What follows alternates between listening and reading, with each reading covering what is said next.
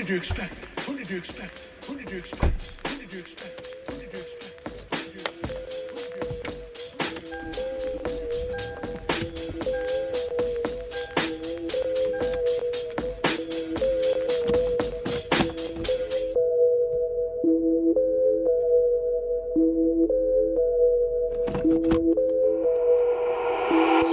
Welcome to the east side.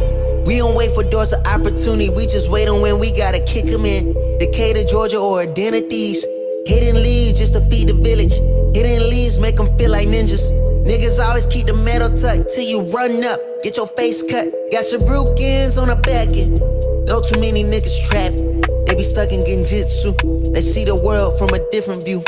Shadow clones cause they silhouettes. Hard to point out when they robbing you. You never know what be inside of you. You never know who you be talking to. Till it's 2 a.m. on the east side. Black as shadows in the nighttime. They don't wait on nothing but the right time. He ain't come around the corner. Shots fired, that's a nigga down. Sad, but this is normal around this town. I've been crying for my niggas found. I've been praying for my niggas down. Always looking for some progress. Try a nigga, he gon' regress. Locked and loaded that nigga ready. Turn your brains into red spaghetti. I be looking for God here. Hopefully see that I'm trying here. Save my niggas cause they really lost. Tell that my niggas before you write them off. They say, Vic, don't you move on that side, boy. Both the crime rate and junkies stay high, boy. Scary niggas, they ain't see my vision and they see it, they want in the convoy. Stop by the corner store, know that it's kissing. Then let them watch windows, punk gas for a bag of chip shot with the water. But no, they got size, I don't need no patchouli. I just want water. Star bitch with my brothers like Pops and Earl. We gon' turn Keller Road right into a Melrose. I might turn Wesley Cap to a motherfucking church. They got my people and teach them their worth. I don't need no appraiser, I'm knowing the worth of my property. They just owns out the cap, always a lot in the world, and I'm winning it all that construction on this side. I'm taking my time, now it's 2 a.m. on the east side. Up as fuck, no I'm writing rhymes. Late night, not an early morning, like an alchemist, I'm turning into something. Shots fired, that's a nigga down. Sad, but it's normal around this town. Cause I'm calling, say you beat the charge. He can't wait to come back around. Other cousin calling, y'all must out. Say he heard prices, we back up. I confirm they gassed up. Told him chill, though, cause we next up. People be looking for God here. My job is to teach them look in themselves. Say my niggas cause they really lost. Speaking for the ones they breaking off.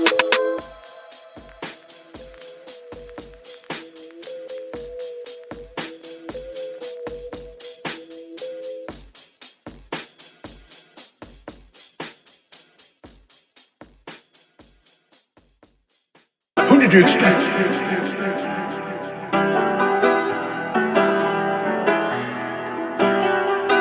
Biggest the what? Biggest the what? Biggest the what? Biggest the Super Bowl. Niggas so thirsty, they put me in beef. Dissecting my words and start looking too deep. I look at the tweets and start sucking my teeth. I'm letting it rock cause I love the mystique. I still wanna give me a song where I be. Can trust everything that you saw on IG. Just know if I diss you, I make sure you know that I hit you like I'm on your caller ID. I'm naming the album to fall off. It's pretty ironic cause it ain't no fall off for me. Still in this bitch getting bigger. They waiting on the kid to come drop like a father to be. Love when they argue the hardest MC. Is it K Dot, is it Aubrey or me? We the big three like we started a league. But right now I feel like Muhammad Ali. Yeah, Muhammad Ali, the one that they call when they shit ain't connected no more. Feel like I got a job in IT.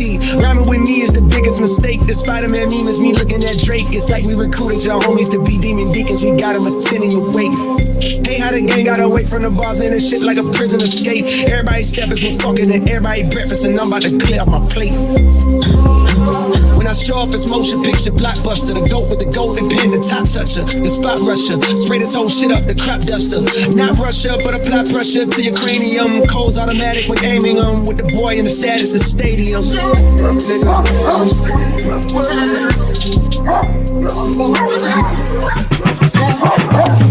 Big as the Super Bowl, but the difference is it's just two guys playing shit that they did in the studio. Niggas usually send they verses back to me and they be terrible, just like a 2-year-old. I love a dinner with some fine women when they start debating about who the GOAT. I'm like, go ahead, say it then. Who the GOAT? Who the GOAT? Who the GOAT? Who the GOAT? Who you bitches really rooting for? Like a kid that had been from January to November, nigga, it's just you and Cole. Big as the what? Big as the what? Big as the what? Big as the Super Bowl.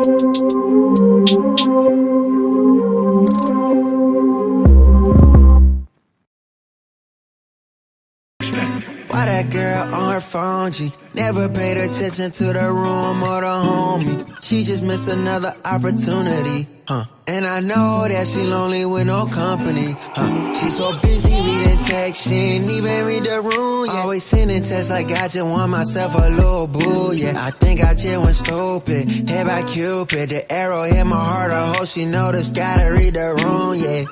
Learn to read the room, I really wish that you can read the room. I really wish that you can look inside of me, and I can tell you how I feel, little baby. Just learn to read the room, Read the room. Just read the room, Just read the room.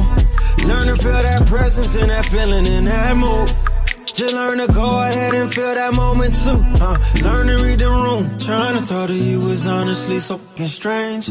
Trying to find a way that drove my brain to be deranged. I would've never thought I'd have this kind of issue. I couldn't connect with you inside of the same room. I know you feel me, at least I think you do. It's hard to tell, I cannot read the room. You seem to be unfazed, that's what you supposed to do. You seem so confused, baby, why won't you learn to read the room? I really wish that you can read the room. I really wish that you can look inside of me, and I can tell you how I feel, little baby. Just learn to read the room, Read the room. Just read the room, Just read the room. Learn to feel that presence and that feeling in that mood. Just learn to go ahead and feel that moment too, Learn to read the room. I'll show you how to read the room, baby. Say you faded off that drink, I hit the road and zoom, baby. Project nigga section 8, I never had a spoon, baby. She says it's rated, this movie coming soon, baby. No, I ain't worried about your boyfriend, he ain't like that. See me, it's on sight about that pussy, he gon' fight back. He gon' risk his life, I beat him up like go down my path. But your bitch won't be, so it ain't my fault that you tried that. Oh yeah. Learn to read the room, I really wish that you can read the room. I really wish that you can look inside of me, and I can tell you how I feel, little baby. Just learn to read the room, Read the room. Just read the room, Just read the room. Learn to feel that presence and that feeling in that mood. Just learn to go ahead and feel that moment too, Learn to read the room.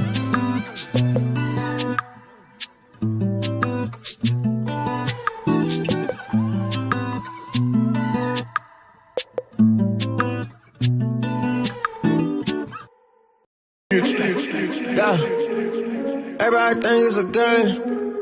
Yeah, everybody think it's a game. Yeah, everybody think it's a game. Boy, I ain't playing no games. No, boy, I ain't playing no games. Yeah, don't nobody know about the late night, early mornings with no sleep. Don't nobody know about the low time we ain't really had nothing to eat. Don't nobody know about the time we had to ride around without take on E. Don't nobody know nothing but me. Don't nobody know nothing but me.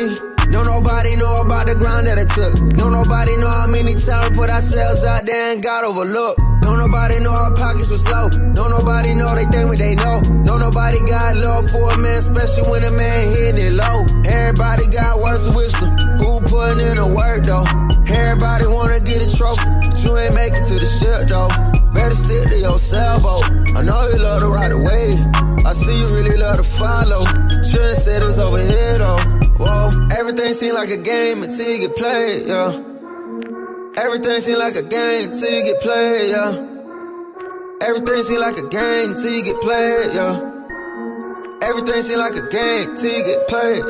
2K. Pat me the pressure, I handle the rock. Stay on the ground till I shoot to the top. Harder than lava, I fire the op. Stay back and shoot, my heart is your heart. I don't miss nothing, my shot can't get blocked. Bust in my face like I'm Curry on God. My mentality win at all costs. Snakes in that grad, had to cut a few off. Keep my head low, my focus is pivot. The confidence is key, don't let haters get to you. Critics always wanna say something negative. I can't mind them, I know that I'm better than them. I just know I gotta grind for my team. Take the title home and be MVP. Once I do, I'ma show on the king. Finger to the left, so quiet my demons. Everything seem like a game until you get played, yeah. Everything seem like a game until you get played, yeah. Everything seem like a game until you get played, yeah. Everything seem like a game till you get played, yeah. Gang.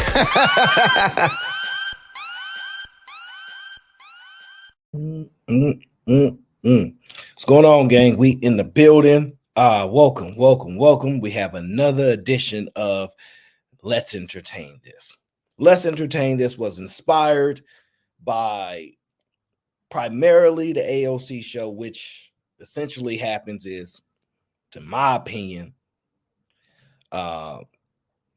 me and Cheeky put on a show. Cheeky take all the shine because he's a goat. And through the process of the show, what happens is this. We don't get through all the clips to create what we're trying to create because the show just morphs and turns into something that is, in my opinion, just organic the way we like to do shows. So I created a show called Let's Entertain This, in which I find the clips that we didn't go over, didn't get to, like a throwaway type of show, and I just review them. And I open the panel up for if anybody wants to react to the video or challenge a position or continue on with their thoughts about the video. That's what we do. Now, before we get into the show, J-Hub, shout out to J-Hub. He was a sponsor of the last show before we went into AOC Overdrive. And J-Hub, he was the guy that was the supporter of the Eat a Man Fund as we try to get Eat a Man a mic, in which Eat a Man sent me the mic he's looking for. So we going to have to figure that out. So shout out to J-Hub, sponsor of the last show. Appreciate you, bro. Also, for those of you who are here early and for the people that are going to be rewatching the show because you're not here in time, this Thursday, Eat a Man Takeover will be the final show for Eat a Man, okay? Eat a Man will have his final show on Thursday, and he going to put on a banger for y'all as always. And what he'll be working on going forward is some content that will be different from how we do live streams here. So we're going to be supporting that in any way that we can. So just make sure y'all looking out for that Thursday, Eat a Man, the final stream on the Aaron O Show. Right. Also, we have Fatty going live. I talked to Fatty earlier in maybe like an hour and a half or two. So we just gonna rock out until Tyndale because we know that intro gonna be 30 minutes. We know his intro gonna be 30 minutes, and I'm gonna hold y'all down until we get into that show. Okay. Also, I think Fatty has the Christmas Day marathon. I think he's doing that tomorrow. So definitely be on the lookout for that. Because I don't know if they celebrate Christmas in Portugal. I'd have no idea.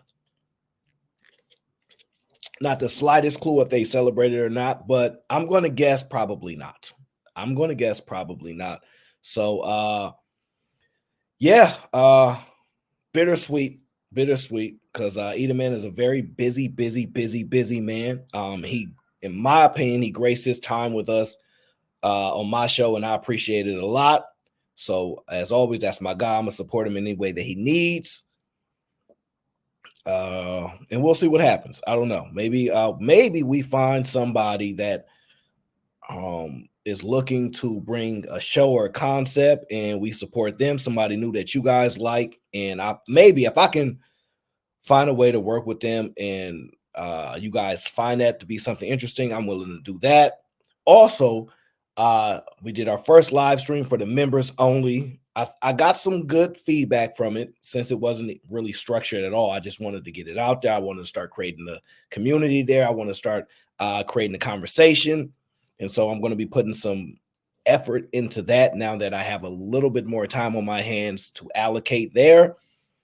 And so you guys are going to be the engine for that. I'm going to navigate it, but you guys, your participation, the things that you guys want to cover, things like that, is going to be what keeps the show going and extended at the end of the day, because it's about y'all.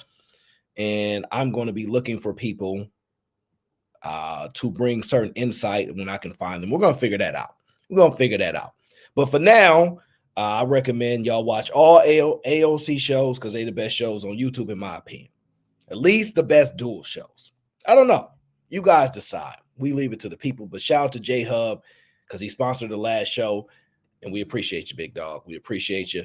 holiday seasons is coming. I'm not a holiday person. I don't celebrate my birthday. It's not my thing, but I don't stop nobody else from doing it. If that's what you guys enjoy, that's what you like, please celebrate. Please, please, please celebrate, enjoy, because I don't want y'all blaming me. And one more thing before we get into the let's entertain this. One more thing. I am not a Grinch. I am not a Grinch. The Grinch celebrates Christmas. He whine and play all through Christmas. I won't be doing that. No. So the Grinch, remember, the Grinch celebrates Christmas. Okay. So I'm not a Grinch. Don't confuse the two. All right. Now let me drop the StreamYard link for people that want to join possibly. So I got a few videos I'm going to react to. Stay out of trouble. We're going to rock out. And then we're going to visit Team Fatty. I'm not sure what his show is today because I have not. Last I saw, it was maybe Simone, but I don't know. I don't know what it is. But we'll cross that bridge when we cross it. Until then, we're going to get into the show. Now, let me remove this. And we're going to get into the first video. Okay? Guys, let's entertain it. Okay? We're just here to entertain it. Let me set it up. Okay? I really love that song. All right, this is the first video, okay? I want you guys to listen along with me and tell me what you guys think, all right? The guy I lost my virginity to over 10 years ago has been my brother's best friend since grade school. He comes to family events, and my mom considers him part of the family. My boyfriend currently will not let it go and wants him out of the picture and to never come around my family. Help with this situation. What an insecure little bitch. Yeah, I agree. I agree. No, you can't. He needs to leave. Next question. So help with the situation. Get rid of your boyfriend or tell him to stop being a little pussy. Should we do better? Should we do better? Should we do better? We did say at the beginning of the episode that we were going to try to do better. Okay. How should she present this information to him? What information? Oh, to stop being a little bitch. Yeah. Just replay this episode for it. Now, I want to switch my location. Guys, I'm not sure what to think about this one. I'm going to be perfectly candid, perfectly honest with you guys. I have no idea what to think about this one. Me personally, I don't necessarily see him as insecure. I see him as setting a boundary. I see it as a boundary at best, but some people could see it as insecure. Should she leave? Should she stay? Since she has some trouble with this particular situation. I don't know. Me personally, I wouldn't care. Wouldn't bother me at all. But who am I to say what somebody else limits are, right? Because you have to be honest with you. You have to be very, very honest and truthfully. You have to be very, very honest with people. Where you know something makes you uncomfortable, you need to fix that problem. And a lot of times we don't really see the other perspective. In my opinion, this is a very difficult situation to address or fix because this is somebody that's part of the family. This is somebody that has relationship with family members. How do you just, and this is the trouble with the so-called soul ties. This is the trouble with the so-called building these relationships and thinking they just disappear. They don't. They have long-term impacts on your future, more than we acknowledge. More than we acknowledge. Now, in comparison, shout out to my brother Antonio. He said, water fun, we lit. You know what's interesting? Y'all want to know? Hold on. Now, I don't celebrate Christmas Eve, but my coworker sent me a sparkling apple juice. Okay? Sparkling apple juice.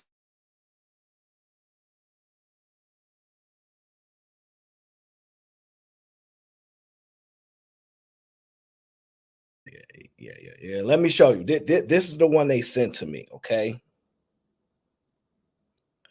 Now everybody knows I do like apple juice, but I mainly drink water. So I might have this tomorrow. Because my Eagles are playing tomorrow and they're not playing today.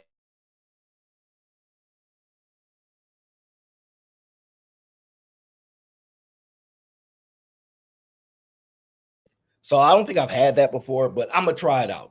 Shout out to my coworker. Very good people. They never know what to get me, and I don't want anything, but occasionally they get like some that's not vodka, CC. Don't try to play me. It's not vodka, okay? What it is it's apple juice. I don't mess around with that stuff, okay? But it's sparkling. We'll see. If I don't like it, maybe I'll give it to somebody else. But just know that, okay? Now back to the video. Let me see where we was at here. D-Town, is that you? I don't know. D-Town, your audio sucks. We're gonna wait till D-Town get his audio right. So I don't know the boundary that goes down there, but I would respect people's views. You got to figure out how that works out for you. All right. Now, let me see here. Give me 1 second. Okay. Let's do a contrast here. D-Town, is your audio working? You can hear me? Yeah, your audio is a little bit better here, okay? Yeah, I'm good right now. What's up with it, OG? Oh, no, we're just reviewing videos here. A couple throwaways here. Okay. Go ahead and do your thing, man. I'm just here. Yeah, no doubt. I'm gonna have you listen to this video and tell me what you think. Okay, so Corey and I have been together like 8 months, and things are going good. But the biggest issue that we have is that he's still friends with his ex-girlfriend. Oh. And I get it, like their families are friends, their moms are besties, but we're getting to a point where like a line is going to be crossed because it's holidays. His mom, Corey's mom, always throws this holiday party, and his ex-girlfriend's going to be there, and I'm not cool with that. He's always there, though. So I'm curious, right? So guy's friends with his ex comes to the holiday parties and all that, and his girlfriend is not comfortable with that. What do you think? I agree with that. You know what I'm saying? She have a right to not be comfortable. Okay. So and the reason why I said that, I somewhat grew up something like that. My daddy, my oldest brother's mama used to always be around, basically, if that makes sense. You know what I'm saying? So even though he didn't like marry her or nothing, but like we had family functions or anything, Christmas parties, she'll show up. You get what I'm saying? Well, let's continue listening. There's more to the video. Let's listen. Oh, she's always there. This is a party we've thrown forever. Is and she these are neighborhood there, friends. or is their whole family come because the moms are friends? Good point. Her whole family is going to be there. We grew up in the same neighborhood. We've been family friends for forever. That's kind of how we started dating. So they've been family friends forever. Her whole family gonna be there along with her. Does that change the way you look at it? And you're asking me, should she feel the way that she's feeling, basically? That's what you're asking. Well, I'm just getting how you process it. What are your thoughts? Because it's family friends, like her whole family gonna be there too. It ain't just her. Right. But I'm cool with that. You know what I'm saying? Like, I don't think you should be tripping over nothing like that, especially if it's some young stuff like that. You know what I'm saying? Okay. Now let's finish out the video. Let's see. Actually, to be honest, Corey, makes it kind of worse because then you're expecting me not just to like talk to her, welcome her, be around her. That's awkward enough, but to be around her whole family. It is awkward. That's an awkward situation for sure. Now, the current girlfriend is saying it's awkward because you're expecting me not to speak to her. I don't think he got no expectations like that, but speak to her or be around, but everybody's going to be there. And she thinks that it's awkward because his ex is going to be there because her whole family is, in a sense, intertwined with his family because they're like family friends forever. Mom's is mom, grandma, all that. So, well, she said she feeling like it's awkward because dude had some type of relationship with the girl, correct? That's why she feeling like that's it's his ex-girlfriend, yeah. Right. So if I'm saying relationship far as having sex with her, I don't think a girl would be tripping over if you was boyfriend, girlfriend. But if you to her first or something like that, then it's a difference. You get what I'm saying? But therefore, I feel like she, you know what I'm saying, she should just leave that shit alone, bro. Because everybody grown, you know what I'm saying? Everybody having sex out here, so she shouldn't trip over that. You know what I mean? That's just how I feel. Let me see it. It's a little bit more in the video. Hold on. Mm-hmm. Corey, any chance you want to hook up with your ex, or is that just not even? Look, listen to this radio. How you gonna ask? Is there any chance you want to hook up? That's a dirty dog, man. You a dirty dog radio host right there. That's a dirty game right there. Will he be wrong to say I already hooked up with her? He better not say that. You get what I'm saying? That's not emotional intelligence. Not while he's managing her emotions, her frustration. That wouldn't be emotionally intelligent. But they playing these games though. You see, they playing these games. You know what I'm saying? So if he give her what she want, then what? Yeah, that wouldn't be emotionally intelligent in that moment. But the radio host is asking him, do he want to hook up with his ex while he's talking with his ex, or while he's talking with his current girl on the show? So he's smart enough to not answer that question. Like, you know, as a black man, you would say, yeah, I already hit that. Now, you know better than tell me. You're a goofy dude, so you might mess around and say that. You should know better, right? Well, it's the difference between just like not caring. You know what I'm saying, Aaron? Some shit you just can't care in this world as a man, bro. You get what I'm saying? You know, you have a right to not care for certain things because you're a man, bro. You get what I'm saying? That's fair. So that's what I'm saying. Like certain shit is just you won't care. I don't want people to miss the important keys here. So let me play. Yeah, go ahead. Keep going. Yes, sir. Frankie! No, I gotta ask. Oh my gosh. Okay. Yeah, come on, man. No, we've been done for a long time. There's nothing there. We're not walking under the mistletoe. Yeah. It's over, okay? I hope not. Wow, Corey. So wait, do you not want to go to this party, or what's your best solution here? How can we help you? I want Corey to, I don't know, he should talk to his mom and he should talk to her and say like, you know, I'm with Ellie now and I don't think that this is appropriate anymore. And maybe that family should not come, or at least the ex-girlfriend should not be there. Honey, that makes my parents will hate you if we do that. Oh, okay. That's a fact. Now, mind you, part of emotional intelligence is protection. Okay. Now, in this video, what I hear is this man trying to tell you it's not that big of a deal. But if you want to keep pushing it, my family gonna hate you. If you try to do something to put a wrench between our friend, it ain't gonna be good for you, right? And he's trying not to really say that because everybody knows most people want to be. He wants her to be able to be ingratiating his family and all those things. But if you cause this issue, they will have a disdain for you, and I can't make them like you. But Aaron, how truthful do he have to say it? If you do this, my family will hate you. What else you want him to say to you? He trying to be as blunt and honest as possible. But no sugarcoating. I think that's the part women might not understand from time to time is a man is trying to protect you from going down this pathway, right? Like we know what my family's gonna do, and we know you're gonna be upset if my family don't like you. You're gonna be upset that you can't go to the events. We got our kids go over. You're not gonna like it. So I'm trying to avoid this type of situation, and you need to let it go and be mature. But it seemed like you want to essentially move her out of existence and take her role and say that you're the queen of this to the part of the family and whatnot. And it ain't gonna work, is what he's telling her. It ain't gonna work. That's exactly what she wants. Now that's I think exactly what she's trying to do. Yeah. I think she says something else at the end. Let me check. Hold on. So Corey and I have been together like 8 months and things are going good. But the biggest issue that we have is that he's still friends with his ex-girlfriend. Okay, yeah. So that was the end of it. So they've only been together for 8 months.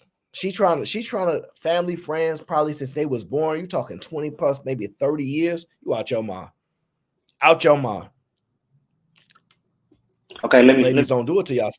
Hypocrite. Let me try to think of it as if a woman was saying, okay, say for instance, my wife had a little dude, her first, right?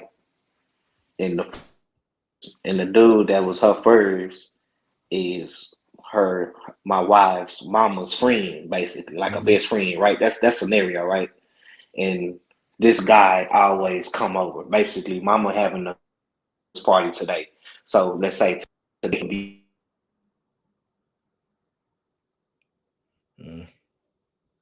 Yeah, I think D-Town muted himself on accident on purpose. What y'all think? He got it. He has some lack of skills and issues when it comes to navigating computers and StreamYard, y'all. It's not y'all fault, okay? I personally think she should let it go, but that's her. She want to find out how that family gonna treat you. You'll learn your lesson. Because you're not about to move her out the way. I'm gonna just tell y'all that now. All right.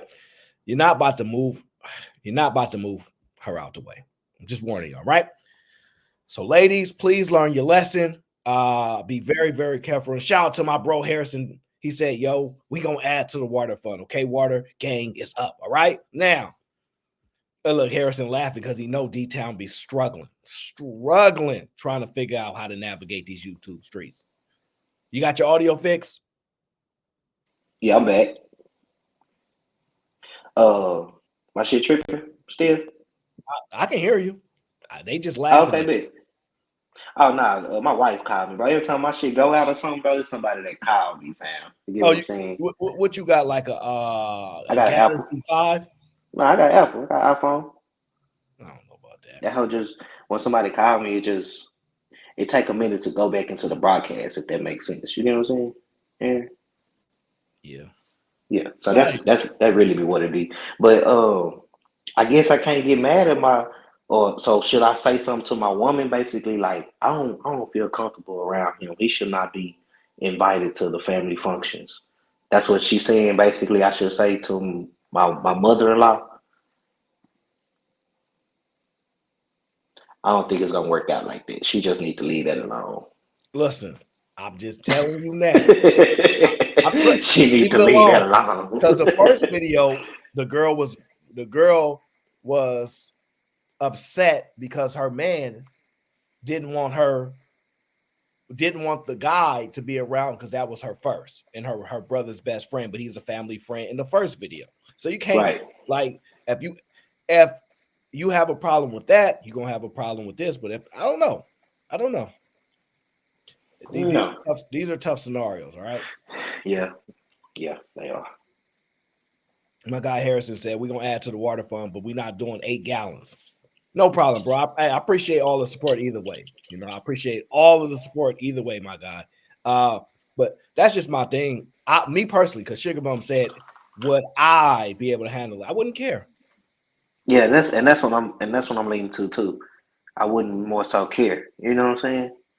Look, I'm gonna tell you the difference between me. I'm gonna be cool with him. What up? What's going on, man? Like, I don't really have that type of thing in my heart. Like, we cool. Now, if she don't like him, like she got a disdain for him, then that's on her. But if he's still coming around the family, what up? I ain't gonna have no problem. Oh, so I was gonna ask you that, Aaron. So let's say if your lady don't like him, you won't have no ill will towards him. That's what I won't have no ill will because I kind of expect most women to dislike their exes. Yeah. But if they, for whatever reason, whatever excuse they want to give, it ended for this or this, that, right? From what I understand about women, they're gonna do what they want to do. And I don't live my life hoping and praying that stuff don't occur, right? I let humans be humans, right? And stuff that's out of my control is out of my control. So I don't be tripping about that. No, I'm with you. I'm with you on that, Aaron. Me either, bro. You know what I'm saying? Trust me either. But you do have some people out there that will trip, especially some ladies that you're saying that if they had some type of disdain towards an ex, and you saying that shit, I ain't got nothing to do with that, baby. He cool with me. Yeah, they won't like that shit at all. At all. Ask the chat. Well, you essentially supposed to take her side, right? So that's what I'm saying. That's what they my thing is in the scenario, he wouldn't be there, in my opinion, if they had a bad relationship. Well, but that's the man in you, Aaron, that's thinking logical and you breaking down things all in one. But that woman is gonna think, I don't like him, so you shouldn't like him either. That's what I'm saying. They won't break it down. No. Yeah, that's not the scenario. That's not the scenario because in this in this scenario, her ex is family. Let me see. Hold on. Her ex, is family friends. They old family friends, and his ex his ex is old family friends and things like that. So he probably don't have no problem with her. They grew up. He seemed like they cool. So I think the problem is the girlfriend's insecurity of the fact that she probably don't want him around a woman that he don't dislike. Because most that's women that's exactly what it is. Yep, you that's ever exactly seen what those videos where a girl say like they role playing and a girl walk up to a woman's man and she tell her, what would you do if a girl walk up to you? She want him to stiff arm that girl. Right, yeah, get away from yeah. It's one of those type of situations where women don't want you to like no other woman but them and your relatives, right? So right.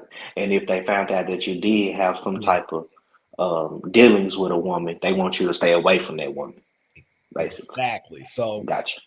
That's a woman. That's a woman. So I'm gonna just nah, facts. That's yeah. Don't argue with that now, Aaron. That's a woman now. Look, I want to maintain my logic. I ain't gonna do that. Now let's get to the next video. Okay. Let me pull it up here. Hold on.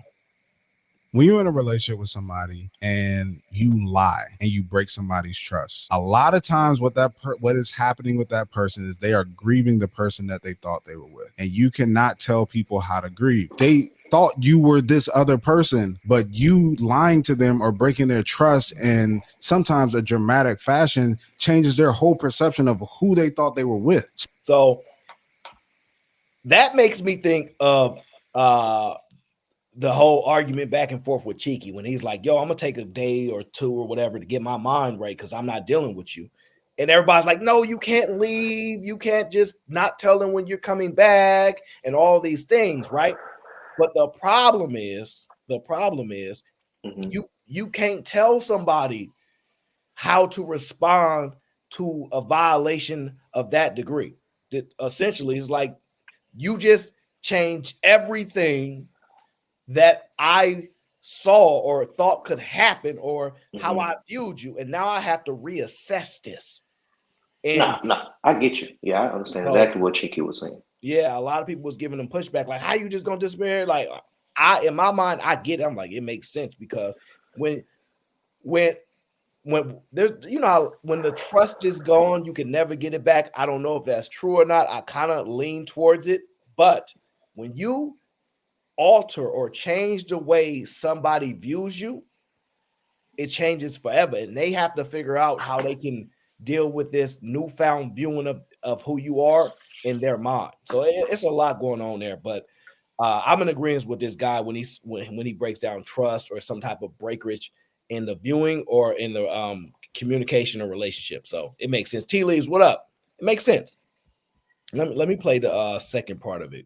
Because I just have to say to this black brother, amazing beard. Okay, Hink, he dominate these YouTube streets with the beard and all that. But this brother right here, beard gang. Okay, don't be hating. Okay, let me play the second half of the video.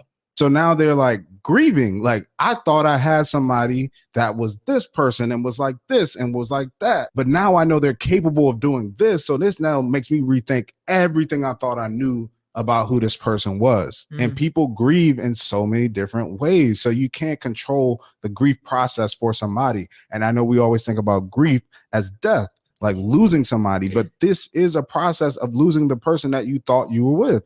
Because a lot of times when people forgive, it's not truly because they forgave, it's because they have the best intention and wanting to forgive.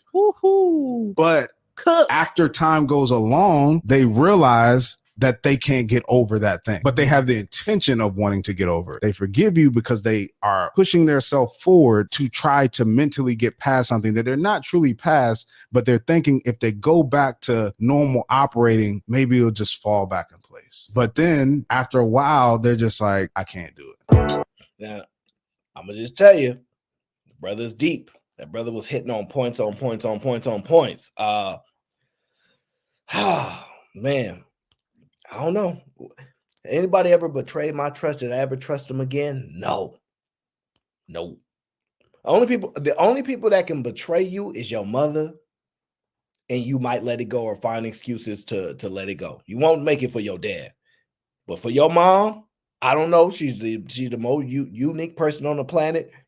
She has a position that only mothers can have.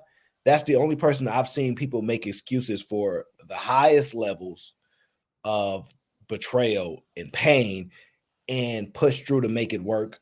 Everybody else don't get that type of thing, in my opinion. So it's an interesting thought. It's an interesting perspective from him. And it made me think of Cheeky when he was like, how you gonna tell me how I'm supposed to deal with this situation when you violated me? And you totally changed the dynamics. I was on that panel with Cheeky. I was when I heard Cheeky, I was on that panel with him, and I understood exactly what Cheeky was saying.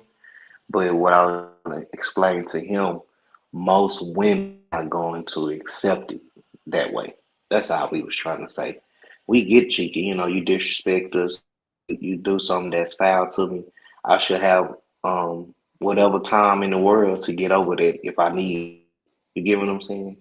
But women, they not hearing it, especially if you're in a relationship and let's say y'all have some type of argument, brother, and you just say, and she, you know, she disrespect you like Chinky said, and you just dip and don't talk to her 2-3 days, she gonna take a problem with that. You know, that was saying. But Cheeky did clarify that he'll communicate to her basically, this is this is how I'm feeling about it, and I'm gonna need this amount of time to get over it. So on that. You get what I'm saying?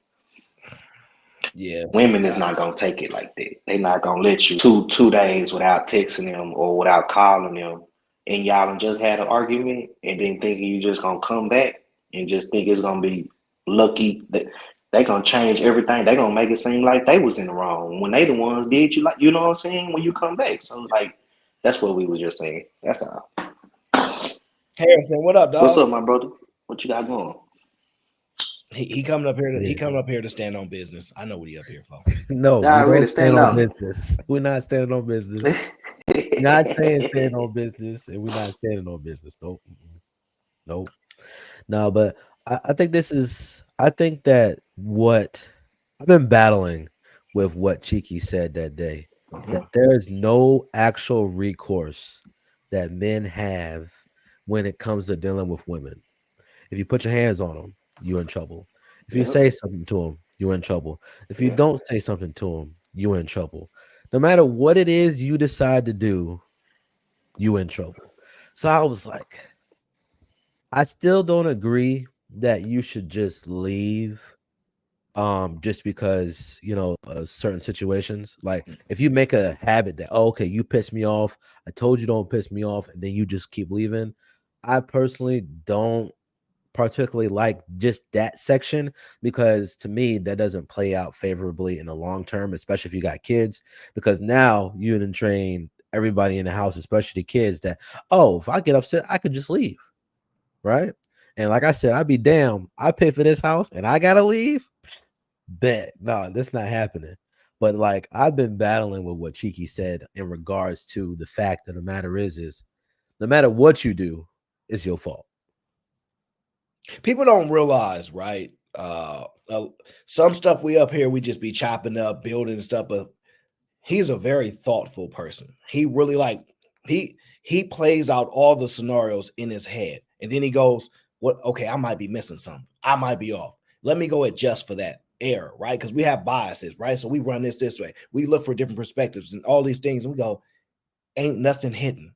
Ain't nothing unlocked the cube. You know how you have that Rubik's cubes in your brain that you need to unlock to make something go, oh, it hasn't hit. And frankly, I just don't see it. I don't see it. In that scenario, it's like, how can you be mad at him in any way? Like it's mind-blowing how we will create. It's like for your mom. I'm telling dads don't get that same. How your mom didn't, you know, your dad left you and your mom did the best she could and all this type of stuff. I'm telling you. And I'm going to get into a whole show that I'm going to build around that dynamic, because people going to realize just how deep they think this gender war is everything. They have no idea what it really, really is. And I've been really listening more intently. And I'm like, wow. Let me throw this out there, Aaron. Let me throw this to you. I believe in this day and era that giving your mom that grace that we used to give them back in the day, I think that's really over with now, brother. Yep. I ain't even gonna hold you on that one.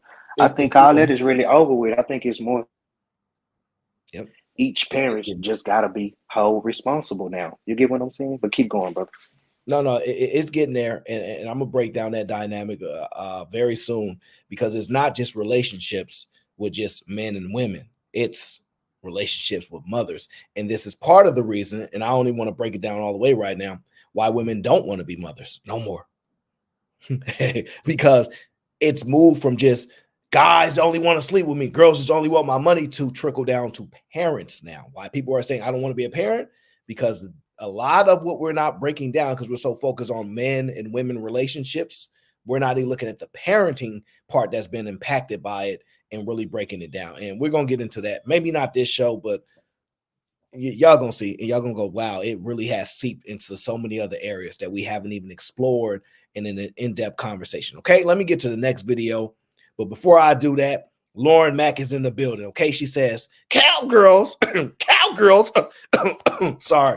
Parts. I didn't have enough water yet. Let me. All right, I got it. Lauren Max says, I hope you was talking about something else. No, I'm trying. I ain't having enough water this morning. I'm just trying to read. Just give me a moment here, okay? Lauren Max says, I see the topic and wonder, are we entertaining the fact you really love the cowgirls? Dang, I need more water. Okay. This is a safe space, AO. Yes, this over here. Yeah, this is the dojo. We safe over here. Absolutely. Thank you, Miss Lauren Mack. My team is not playing today, so I could care less about football right now. But shout out to Gabriel says, we gonna gift another member to the gang. We got more members and more members and more members, and it's only a matter of time before we have the most members in all of YouTube. I'm totally making that up because I don't have enough subscribers. But let's get to the next video. But Harrison, we're gonna break that down. I'm gonna start talking about the parent dynamic that has been impacted that we haven't discussed as much. Okay. I forgot D-Town be repping couple different type of sports teams. Okay, hold on. Ain't no couple. It's only one and only. Them boys. Okay. This not a sports Ain't show. No couple. Now, this not a sports show. Yeah, come on now. Okay, Well, relax. We not focused on sports like this on this Sunday. Okay, unless it's in the super chat. Okay. We're not speaking about no sports right now. Okay, it's not in the super chat. All right, relax. Okay, we're moving on to the next video. Okay, let me see here. Who's this girl right here? Let me see here. Let me see. Let me pull this up here. Hold on. There we go. Did you guys see that article that's resurfaced from like the 50s that's going viral right now? Like the steps for what a woman should do to make sure her husband is happy. Dude, the shit women used to do for their husband. Find that article, Malik. It's insane. It's literally like, okay, so when he comes home, make sure like reduce sound, turn off any irritating sounds, make sure the children are calm. When he walks through the door, don't complain about any issues you had through the day. It literally says in the article, you might have had a bad day, but he probably had a worse one. So be nice to him when he comes in. Did you guys? I think I'll respond first to this one. Look here, young lady. Let me help you out. You seem like a bright college girl, and it seems to me that you got a master's degree and probably 7 degrees more and speak 16 languages. Okay. We respect what you've accomplished in the world of your own world. Okay. But in the 1950s, okay. Let me make sure you understand. Write it down, woman. 1950, okay? 1950. Do you know what type of jobs women was working in the 1950s? Don't answer that. Do you know what type of jobs the men were working in the 1950s? Now, I know this is going to shock you, but this was before they had podcasts like this, okay? Before they had cell phones, before the internet took off, before technology has evolved society so much to where women can make a whole lot of money. What kind of jobs you think those men were doing? Do you think they were computer engineers? Do you think they were in cybersecurity? What type of jobs do you think those men were doing in the 1950s? Do you find it unreasonable that those men may have wanted you to, I don't know, quiet down a little bit when we get home? These hands been working 16-hour shifts, Why is that alarming that you think women were going through that much? Why do you think kids were that bad? The disrespect that the fight that men had to do in the 1950s when they come home, because clearly the article says when they come home, meaning you at home. So I don't want to hear nothing like I was working hard in the field. First of all, only a particular group of people probably were working hard in the field, but not in the 1950s. Okay, you have to understand those men didn't have these type of jobs that maybe that I have right now on YouTube as a YouTube content creator. They didn't have an opportunity to do that. Okay, the jobs where their hands hurt. Look, out in my city, there's a great bridge. Okay, some of you guys may have heard about that bridge. If you ever watched the Warriors play basketball, it's part of their logo. Okay, I've met some people that actually built that bridge, and let me just tell you, their fingers are disformed. They can't have straight, have bended fingers and all these type of things, and their body is broken for the type of things that they had to endure physically, because we didn't have technology to assist the body the way that we do now. So we're talking injuries that they'll never. The reason why we don't want to do construction now is what they went through. We saw grandpa arm a little link, his stomach. We've seen it, and y'all laugh. Oh, y'all don't want to be real man to go to construction? No, we don't. We don't want deformities in our arms and legs and our body beaten down, and then we die off, and then y'all get the pension, and then after that happened, you leave it to your kids. They sell the home that we worked so hard to get, and now we got no property or nothing of value, and they say nobody ain't never did nothing for us and their family. Hence, then you have rap, and then you have what's going on today. So respect what the man did in the 1950s, young lady. And if your duty was to have your kids be quiet when daddy get home, you make it happen. I can't believe she went on this dang podcast and was thinking women had the worst job in the world because they wanted quiet time and the kids to calm down. I'm sorry. I was just a little frustrated by that. Go ahead, Harrison. What are your thoughts on this supremely thinking, intelligent young woman who has 3 master's degrees and speaks 16 languages? Well, I think I always say this. Sometimes people are so smart, but namely a lot of women, they are so smart that they're dumb. That even sometimes some people will make the argument that if you're not making X amount of money, you're not a hard worker. But if you know anything in construction, whether you do doors, windows, electrical, plumbing, HVAC, you're actually working harder than the people that are making thousands more than you. Like, it's amazing the amount of money that people get paid to sit behind a screen versus the money that somebody would make in certain places that actually allows you to be able to have a comfortable home with lights, power. You open up the door doesn't smack you in the face. You're sitting in the house, it's hot outside, but it's cool in your house. Like, these people that really work hard but barely make about 35 to 45,000 because they're a laborer or it's a down season. Like, people just really don't care nothing about the people that actually makes you to have the comforts that you have. Like, and it's sad that we have so much education, but it seems like we dumber than the people that had no education. Yeah. I don't know why that.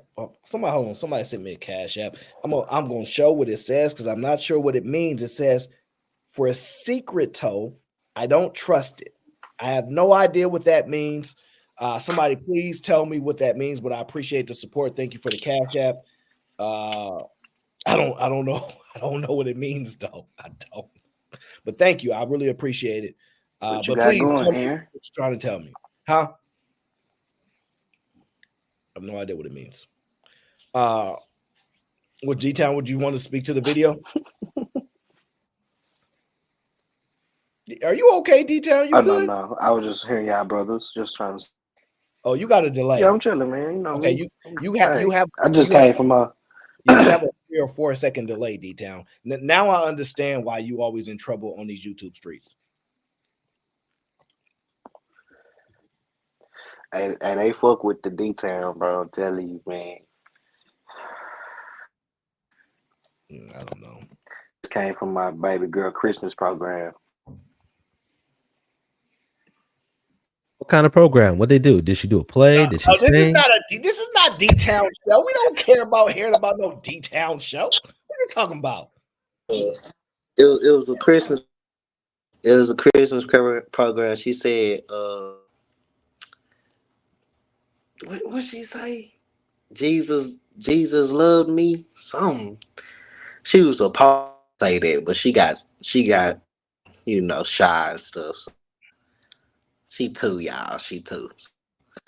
It's all about the E for effort.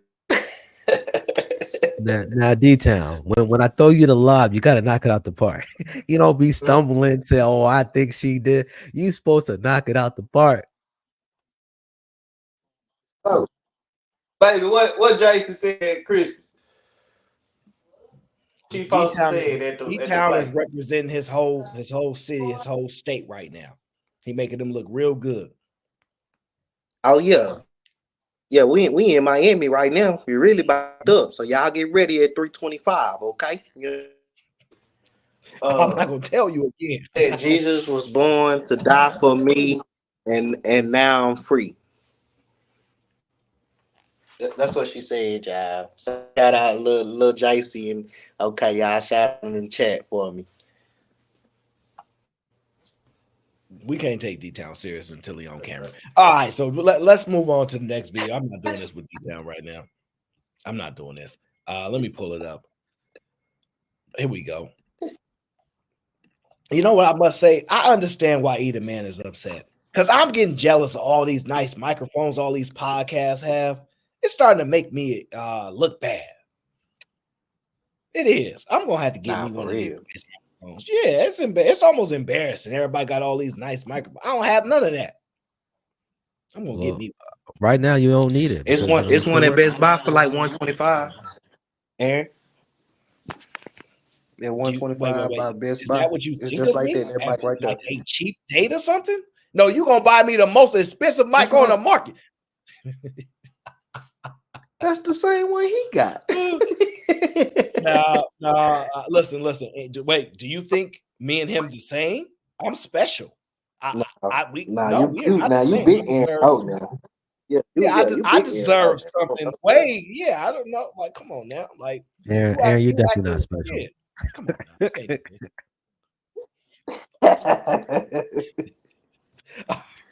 Okay, all right. Let's get into his take because I don't even remember what these people said. Hold on. As a man, you on a date with your girl, she just happy to be there with you, but it's your job to scan the room, look for the danger. I'm looking for the exits. Like all of that's a part of reading the room. I'm not sitting in no chair with my back to the exit. Wherever I'm sitting at, it got to be towards the door. There's somebody come through this motherfucker blazing, or I need to get up out of here. Like, you know what I'm saying? Yeah. Like I seen a guy on, I think it was TikTok, and he was like, "You ever notice women are always in the way? Like if you ever been out with your woman, you always got to pull her out the way." Like it just happened on the way to the studio. We was going to park the car, and she literally had her groceries in the parking spot, like standing in the parking spot as I'm trying to pull in. Had to blow the horn at her. She got a fucking attitude, and her dude is over there like, "Get the fuck out the way." And I'm like, "Damn, that's funny." It made me think. Shit, it's been situations like you said. I'm at a party and two groups fighting or about to fight. You feel the tension. You get up out of there, and then later on, you hear somebody got popped at the function, whatever the case is, and you got up out of there in the nick of time. So reading the room is very, very key to overall safety and success. You could even look at it in relationships, right? Like, you know, with the woman you're dealing with, you have to learn how to read the room in the aspect of you got to understand when this woman is feeling you or not. When the signs is there, if she's really invested in you or not. You have to be able to understand that. Business colleagues, you know, they might not be giving you the energy that you need. You have to be able to understand and be able to read that room and, you know, act accordingly. So I think reading the room is something that is a key to success, but it's very, people are. As a man. I will have to. Why that girl on her phone? She never paid attention to the room or the homie. She just missed another opportunity, And I know that she lonely with no company, She's so busy reading text, she ain't even read the room, yeah. Always sending texts like I just want myself a little boo, yeah. I think I just went stupid, head by Cupid. The arrow hit my heart, I hope she noticed, gotta read the room, yeah. Learn to read the room. I really wish that you can read the room. No, that's cheeky. But this is important, right? You have to understand that, ladies, if you're with a man and he's never broken down scenarios when y'all go out, look, when we go out, if you see it, look out for this is where we're gonna move, this how we're gonna do. He don't probably care about you. If a man has not expressed to you situational exercises in which how you need to operate for us to get from point A to point B and get up out of situations, he don't care about you. Because I'm gonna tell you, every single restaurant, see, when we go out with the fellas, it's the most beautiful thing, and I'm gonna tell you why. Because we got 4 guys that's alert to danger, paying attention to that door, looking for the exits, knowing how to get up out of there when we need to, every single time. When we out with you, that is our job. That is what we do. When we say, "Will you sit right there?" I'm gonna sit right here. We are always assessing the dangers that happen for both of us, because we know if it's just us, we getting windy, we gone. Like, we can find a way to get up out of there. We have to adjust that to put us at risk for having to protect you. It is what it is. Whether I'm not gonna say it in the nice way, but we run much faster than you. If we just had to worry about us getting swindled, get up out of there, very easy. But we have to make the assessment to go 30 seconds quicker than we might normally have to do something, because we have to adjust to everybody that we have with us and things like that. There are a lot of things that men do even on the first dates that y'all don't really recognize, depending on the guy. So y'all got to start understanding self-awareness. This is why I tell y'all the number one thing I look for women is self-awareness and the ability to understand the environment. Okay, got to know where you at. You have to understand what's going on. I need it, or I can't be around you. I just can't. Okay, that's my assessment. I think he's pretty on point. What do you guys do? You guys do that when you're out and about, restaurants, things like that? Y'all make those assessments? Most certainly. And that's the reason why women are always in the way. They don't think to be proactive because we operate before they can operate. We make sure we scoping and we looking at things.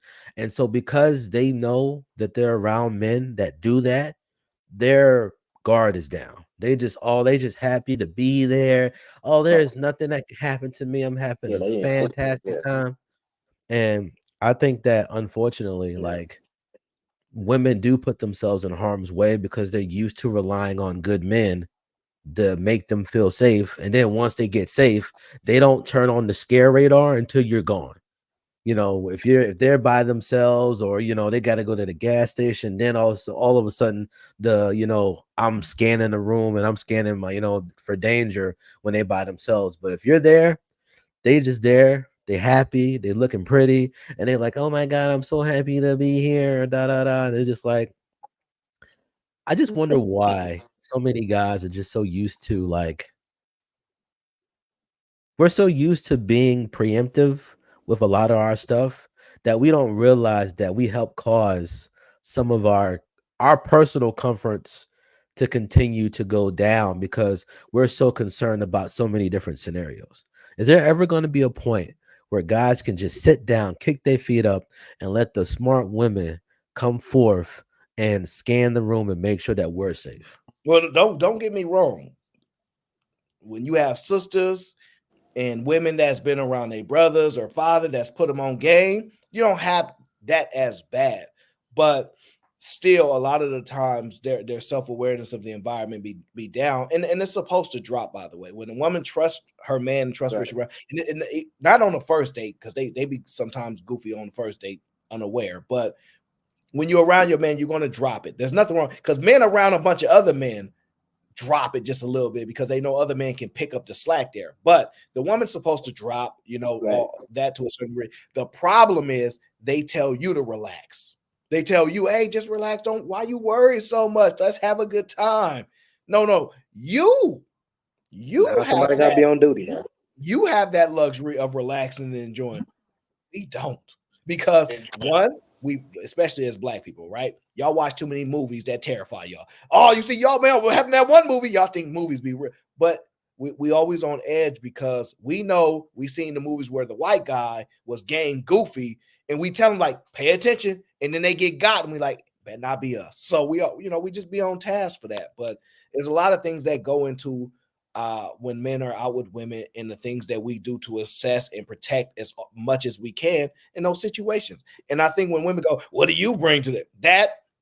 Like, how you know it's real? Because a woman will come back to you and go, you so smart. You so smart. Because remember when you told me da-da-da? Well, this other girl, she didn't do it. And look what happened to her. They start to really get very fond of you very fast. Sometimes it takes for a woman to see another situation happen outside of her to come back to you and go, you're right. You so smart. And that's what happened to a lot of men, ladies. Y'all might not know that. And ladies, y'all might want to just tell y'all man the truth so y'all can deal with it and say, yeah, you definitely saved me from that because I wasn't thinking about it. I know it happens to me all the time. So. Listen, do you think that men are better listeners than women? No. No, I don't think they're better listeners than women. In my opinion, that's subjective. In a general sense, I think women are better listeners, in the sense of the willing to listen, right? I think men are better communicators. In my opinion, they're better communicators, but listeners, no. And I'm gonna tell you why. We don't want to hear most of that crap. It's not important to us. We don't want to hear that. It's a skill to be an exceptional listener, right? But women want to, hey girl, I've seen girls get on the phone and be like, yeah, girl, da da da. I'm like, what is y'all talking about? Absolutely nothing. Just going to the grocery store, and this one girl had her child running all crazy. I'm not about to call Harrison up like, yeah, I was at the grocery store, this one kid was running off. We're not gonna do that. They listen more than we are. So I just mean in the sense of having a desire to. We don't have no desire to. What we look for is the important clues and details to adjust to the situation. So it's a little different. Wait, Sugar Bum, why are you mad at me? Because I said y'all better at listening. What she's so mad at me for? No, I actually think that women aren't better at listening because there's too many filters. And that, like, the reason why a man can communicate differently is because he doesn't have the same filter system. So when he's hearing information, like, he has to listen to figure out what it is that needs to be articulated to this person. So in my opinion, men are actually better leaders. They just don't, or listeners, but I don't think men like to listen because there's too many words that are being said that aren't needed. And men, we like efficiency. So if you could have got your system, better listeners, you think men are more effective, active listeners, or because better. And the way I broke it down is I think they have a higher desire to do it, right? Like, I don't want to do it as much. I've gotten really, really good at it, but I would give it to women. That's what they do. They want to listen. They do. We don't. But when we do it a certain way. So I don't know. Maybe what you mean by better is different from what I'm giving the example of, because I think that's what you're ultimately describing. Well, having the desire doesn't make you better than something. I desire to be better than Michael Jordan. That is not going to make me better at playing basketball than Michael Jordan. So I understand what you're saying, but as far as when I'm saying better, I'm talking about effective. I'm talking about, actually being able to hear what's really going on and actually use what you're hearing for whatever it is that you decide that you want to do with it. So in that regard, just because women have the desire to listen or spend more time listening, that doesn't, in my mind, make them better listeners. So I can agree to that. See, I was doing something that sometimes we do. I was speaking in the sense of the conversation of what better meant when it comes to listening, meaning the desire for the act. The actual definition of it is what you're speaking to, right? because I think you're speaking to the more defined. I'm looking at it like, oh, I'm telling you, in a sense, women are better at it because they have a desire for it more than da. But you're speaking to the literal sense of it. Who's just better at the action? And now, I personally genuinely think it's subjective because I hear men all the time. They are horrible listeners, horrible communicators, and I see the same with women.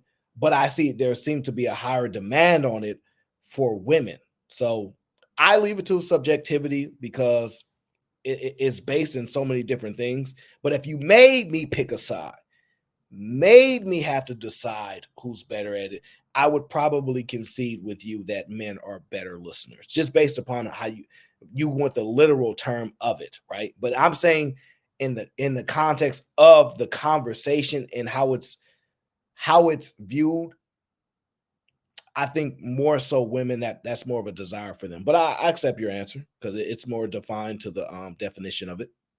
And men are very literal, and I adjust going back and forth between literal and conversational, meaning in context of the conversation and things like that. So yeah, I'm fine with that. D-Town, what you want to say? What is it, D-Town? I ain't saying nothing, bro. You know what I'm saying? Hey, y'all just said it all. I don't even keep rolling, brother. You know. So D-Town, you a good listener. That's what you're trying to tell us right now. Shout out Come to on Sharon. now. He says Come Aaron on now. just did it by cutting off. It's B. What's up with it, man? Yeah, man. So I don't know. Why would you jump out of there and even talk about listening? This wasn't no competition between men and women and listening. Why you throw that out there? You see him jump out there with it, huh? I don't know. It just came to mind, you know. My bad. It's just that the clip is pretty much self-exclamatory. Like, I really do believe that we help create the chaos that we have because, like you said, like guys, we have a natural baseline that if we care about you, we want to make sure you straight because I make sure I'm straight, and if you with me, you know, I take pride in making sure that also you straight. So then, you know, we with women, and then women don't operate the same when we're around. So it's just like, shoot, we're creating unaware women more times than not because we're so aware. So I'm like, you know, that's a very interesting problem to have. Yeah. It's still subjective, but I accept your answer, especially the literal version. I'm gonna stay out of the contextual aspect of it because it's only masculine men on the panel, minus D-Town. So I ain't gonna worry too much about it. I just had me. I'm about to have me a little boy, so I'm officially a man now. Oh gosh, D-Town. All it means is that you have the ability to make children, sir. Okay, that's all that means. Okay, I'm telling you, you know, back in the day, it was like you had to produce a son. It was great to produce girls, but you had to produce a son. That was like a thing. You get what I'm saying? You know what I'm talking about? Yes, sir. I crossed over. Let's say it like that. I done crossed over. Yes, sir. See, my boy understand. You know what I mean? D-Town, you need your own show, and I'm gonna tell you why. Because you get excited by the sound of your own voice. Well, you know, the one and only, man. You know, I'm loved around these streets, man. You are the only guy that never ever stick to the topics, never ever have to talk about the show. It's all about detail. You're the only one. Well, I shouldn't say you're the only one. It's a bunch of people in this space like that. How was we gonna know you was trying to have a boy unless you blurt that out and tell us? I was just letting you know. You know, you that excited? You think you a boy dad now? I mean, I am very excited. I have 2 girls, bro, 2 young girls, and I love them to death. But So man, I actually I don't have kids, but I understand what you're saying because one of my top customers, right? He runs a bar. He runs a bar, successful one, and he got like 3 daughters. And every time I see him, he's like, "Yeah, it's just women in that house." And he was always like, "Yeah, just women in that house." just women in that house. I'm like, you want to have another one? That's No, a fact, bro. Bro, Aaron, I'm telling you, bro. Yeah. Married men too, with all these women. Come on, bro. It's different. You know. So. You know, since you want to get on this tangent about children, I'm willing to do it. You know, in my mind, I'm always torn what I rather. Let me just be very clear. I don't care. I would prefer just a healthy baby. That's what I prioritize, right? Of course. That's it's my all like. about that. But right when you get down to nitpicking, I think it's so dangerous for men that I'd be like, I'd rather just have a daughter. I just rather have a daughter. I don't know why. I don't know. It's really for both, you know. My biggest fear right now with my daughters is just like, you know, somebody trying to take advantage of them because they so young. You get what I'm saying? Being in the world and stuff like that, you know. So, and then with a little boy, you just know about the world, how society is gonna look at them. So, you know, it's you know what I mean. You're gonna have your fears either way. You know what I'm saying? Because it's just weird out here, especially for our kids, bro. So. Yeah. Nah, I can't have no daughter. I'd be worried too much. That's what you said, my boy. See, my boy got a son. You know, so yeah, man. Hey, shout out to the daughter dads, man. Hey, it's different. Bro, I'm telling you. I don't believe in walking in fear, and what I'm saying is, when people die all the time, I just been thinking to me like, I'm not. Why not me? Or what makes me think I'm gonna go through my life and people ain't about to die off? You know what I'm saying? Like I'm not special. If something happens, somebody violated in other families or on the news, I don't be thinking, damn, it ain't gonna happen to me. I'll be thinking like I'm not special. I have every ability to go through what other people have gone through, and I'm gonna tell you something. It's probably likely to happen to me. Right. It ain't special. So I don't really like thinking in the fear aspect of it. I have to accept everything that comes with being a human being on this planet, and it's a very difficult thing to accept, right? Because the way my brain works is it's extremely logical and it's highly accepting of humans, right? So because of that, doesn't mean I want something to happen. It doesn't mean I'm not going to do everything in my power to stop things from happening, but I'd be delusional to think that I'm special and this world ain't going to happen to me like it happens to the rest of people. No, I'm no different. Right. Fact. That's a fact. I accept it. I definitely accept the fact that, you know, living in fear isn't a thing to do, and that like I'm not special either. Like, listen, if it can happen to somebody else, it can happen to me.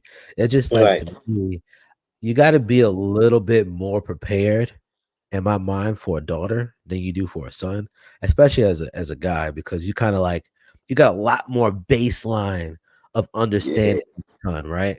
You know, you were a son and this, that, and the third. Now you're bringing a daughter in the world. When you bring a daughter into the world, you have a much more wider perspective now of what women go through, right? So you got how their bodies respond, you got, you know, periods, you got attitudes, you got hormones, you got, you know, you love them so much, but they don't listen, and it's like kids already don't listen, right? And then if you have a daughter that don't listen, and then you got to make sure that she's straight, then you got to make sure the mother's straight. It's just like to me, if I got a son, like I know my son would do crazy things. He'd be ninjaing out of the freaking crib. He'd probably jump off the bunk bed. He'd probably do a whole bunch of crazy stuff. He want to live in a box. Like, listen, I can be cool. Like, I'm prepared for a freaking ninja to come out of, you know, my woman's fantastic. But when I got a delicate flower that's my daughter, like different, bro. and like, and when she asked me, Dad, can you wear the tutu so I can, you know, play tea party show? You gonna be in a tutu, and I'm like, you hear me? And then I say, hell no. And she's like, but Daddy, please. And I'm just gonna be like, oh no, you did. Nah, You sit gonna your be. butt I'm over telling there. you, you gonna be up. You gonna go sit down and you gonna play whatever she want to play. If it's I will not do said breakfast. thing. There's a lot that I would do. There's certain things I'm gonna be like, hey, man, I'm not doing that. You know what's funny about that is I played a video a couple shows back, and there was this black woman, and she said, we don't talk about this a lot, but a lot of us want sons. because they're easier to neglect. Well, goddamn, man. I gotta let this simmer right there. God damn. I mean, okay, what In does she what mean way? by neglect? Like, yeah, what you mean? What way? As far as neglect, I was gonna ask the same thing, bro. I had to find the video again. Okay. But in a short sense, you don't feel like you need to protect that boy just as much as you need to protect that girl. Gotcha. Okay. That's As far true. as that way. Listen, I'll put my boy Your through some. worry is not the same, basically. You And know. in our selfish desires is we want the least resistance. I got you. Yeah. Yeah. Because But I feel most women want boys a way different reason for why most men want boys, if that makes I argue it's similar. I would say most from because what you just said, I would say most women will want boys because they know exactly what girls go through.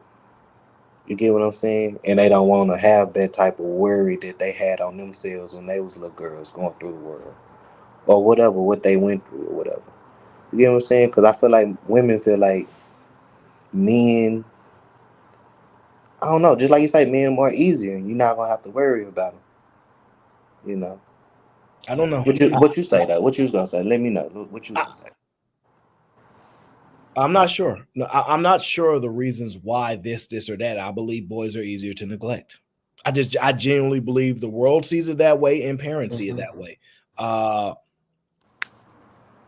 And part of it's ego for men. I want a junior. I want to look like, but I don't know.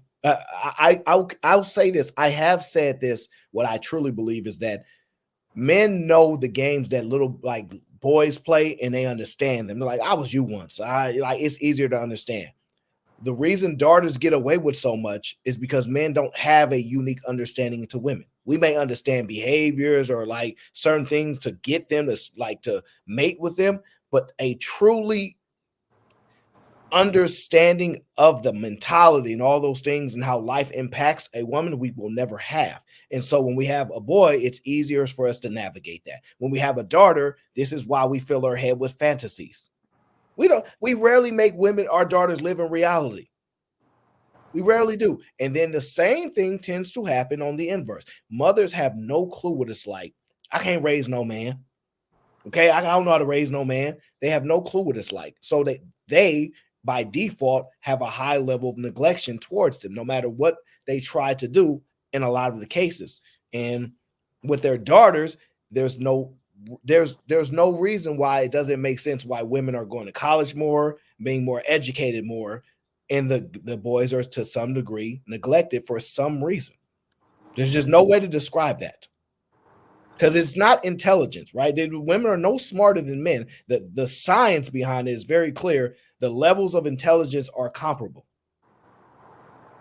So, yeah, I think that it is interesting that you say that women would seem like they push their daughters into stuff more than they push their sons. I just think that naturally we just expect different things from men and women. So it's like you feel like you have to protect women. You don't feel like you have to protect men. And a lot of the things that men excel at, like of course we do excel at like education and thinking. We have the ability of logical thought like women as well, right? But I think most of our respect sometimes comes in the form of physical things. So we expect men to do more physical things than we expect women to do physical things. So we kind of are fine with women doing more methodical things or going to school, going to education, and doing all of these things because, in essence, let's put it like this: if a man and a woman get together, right, and she's educated and they're both educated, right, and she got all the degrees, she got all the things. Say, for instance, you have to go away for a while, and then you guys have kids. So, would you rather your child be left with a more reasonable, educated, smarter woman than with a woman that doesn't actually care about, anything? Like, would you much rather her to be smarter and learned and educated over the woman that isn't as smart or as educated? Would you want that over your kids?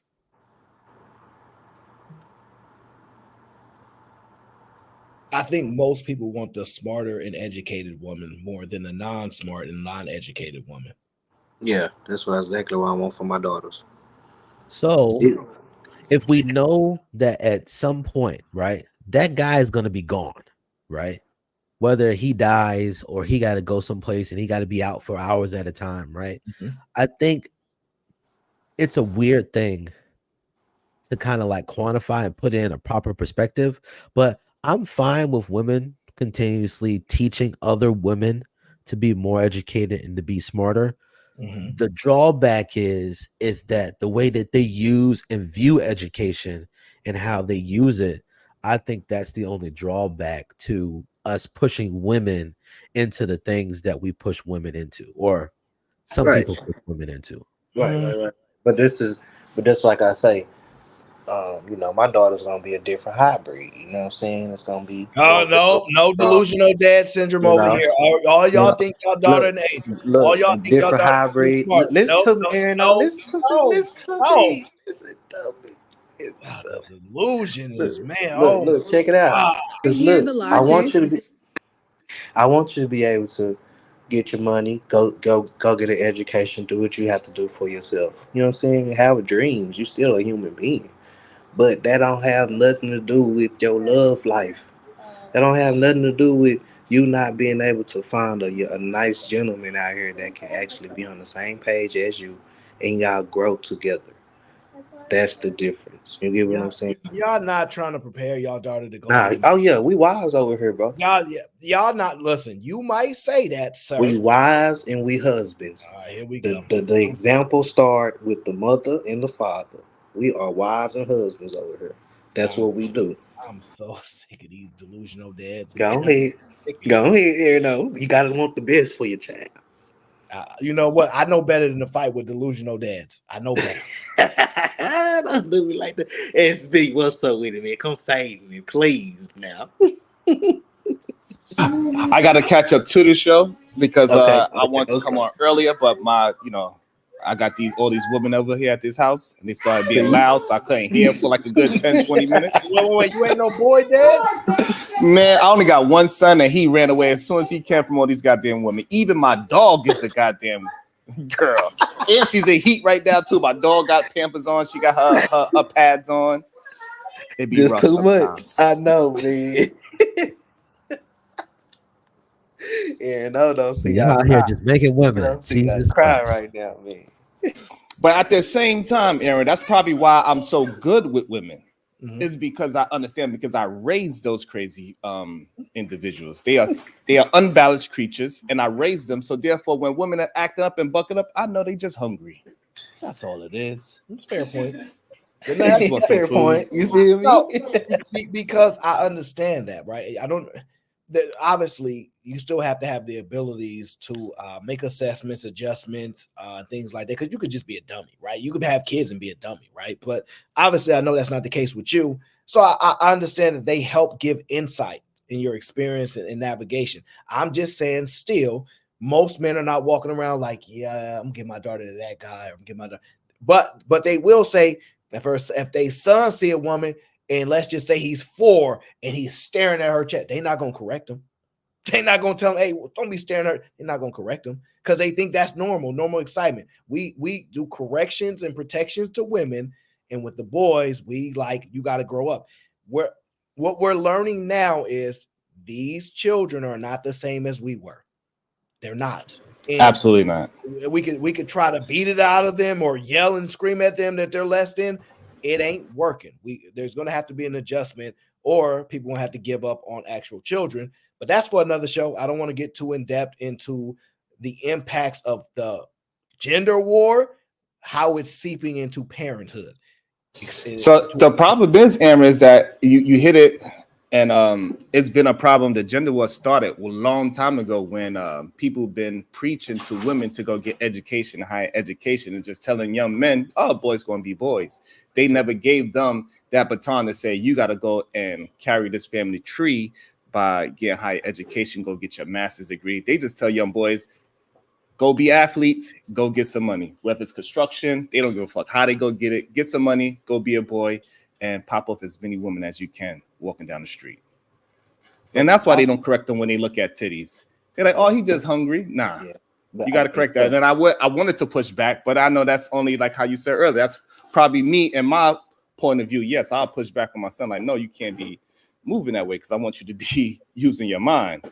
But most uncles, they say, yeah, he know what he looking for. Go get that young nephew. They don't even care if the woman's 32 and he's 17. They tell him to go get that. Yeah, but our daughters, huge protection, right? So it's getting worse and worse, and it's seeping into motherhood and fatherhood and all these things. But it's not. I'm not gonna go super in depth. This show is just designed to entertain. But people gonna see, because I'm gonna put a show around it, and I'm gonna really, really highlight it in a way that which we haven't really taken over. Let me respond to Miss Jill. Miss Jill said, "Can you count how many shows exist?" Where let me see what she said. She said, "I challenge you to do a month about shows where women are not to blame for everything." No, Miss Jill, because women are to blame for the large majority of things if they're part of it. Meaning, if they're impacting somebody, they have an ability to attach blame. Listen, let me give you an example. If women don't want to be blamed for anything, disappear. Don't touch nothing. Don't get involved with anything. You can't be blamed for something that you don't have any attachment to, that you did not take. Let me give you an example, right? I blame no woman for me drinking all this water. No woman at all. No woman is to blame for all that water that I drank. It had nothing to do with it. If you ask a question and the question is pertaining to children and women are involved with it, there's a possibility of conversation where they will be blamed for something. But if you telling me a guy goes, I was playing baseball, I swung it, I missed, those darn women are to blame for this, I would agree with you. I would say it's getting out of hand. These are not what's happening, Miss Jill. I love you, Miss Jill. What's happening is we are having conversation in which women typically are directly implicated in the conversation, and then that's where blame can get attached to them. If whether it's rightfully so is a different conversation.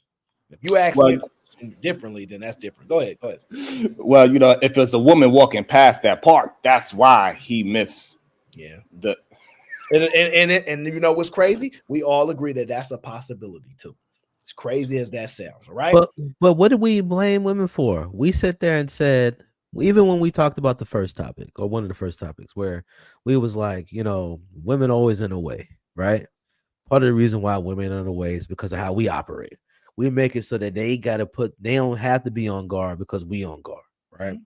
And then we talked about other stuff. Like we talked about, even when we came about daughters, why we don't want daughters, we would rather have sons. It's because of how we want to protect and we want to push them. We want to do all these things. But for the son, we just throw him out to the wolves. Hey, son, if you survive, you can be the greatest alive. All right, great. Right. But it's just like, at what point did we particularly start blaming women on this particular episode? Listen, trust me, women have a huge one they sentences they typing. That's all. No, listen, women are much more sensitive than men. So when women argue with men, it's laughable, because I'm like, if that man say something disrespectful to you, it's gonna hurt you way more than you saying something disrespectful to him. You can't compete on a man on an arguing base. He would love to curse you out and hurt your feelings as much as he can. You cursing him out makes him laugh. It ain't gonna work. So that's why a lot of shows don't sustain a lot of women arguing with men for an extended period of time, because it hurts women more. It hurts them. They can't take the disrespect that men are willing to take. They can't. And it'll be proven over time. Let's just be honest. How many shows have y'all gone to where a man just straight disrespecting women, going in, they going back and forth, right?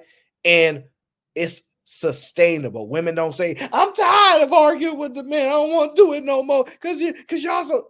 What they do is they want to quit.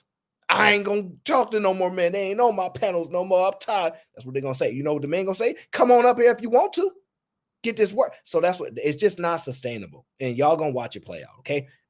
I love you, Miss Jill. Miss Jill is one of my favorites. She knows that. I'm just saying, I won't do that, Miss Jill. If it's me, if it's a scenario and we talking about rubber duckies and we talking about Godzilla and King Kong, I won't say women are the reason King Kong movie was made. I won't do that. No, I won't.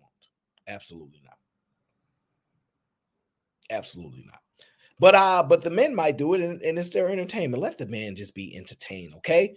I'm sorry, and fellas, please, look, guys, leave Sugar Bum alone. She don't have a wrench because somebody stole her wrench from her because they grimy like that. But let's just let Sugar Bum rock. I love Sugar Bum. I'm gonna tell y'all, Sugar Bum, no matter what y'all say about her, she has contributed to shows way more than a lot of other people have. I went to a show, seen Sugar Bum super chat pop up. I said, woo. And then I see other people in chats, they never support any time. So leave Sugar Bum alone. She's an actual supporter of these shows, whether y'all can stand the heat or not, okay? Yep, I'm in agreement with that. Sugar Bum protected me and disrespected me all on the same stream. So I love Sugar Bum. She got balance. Yeah, Sugar Bum always been cool with me.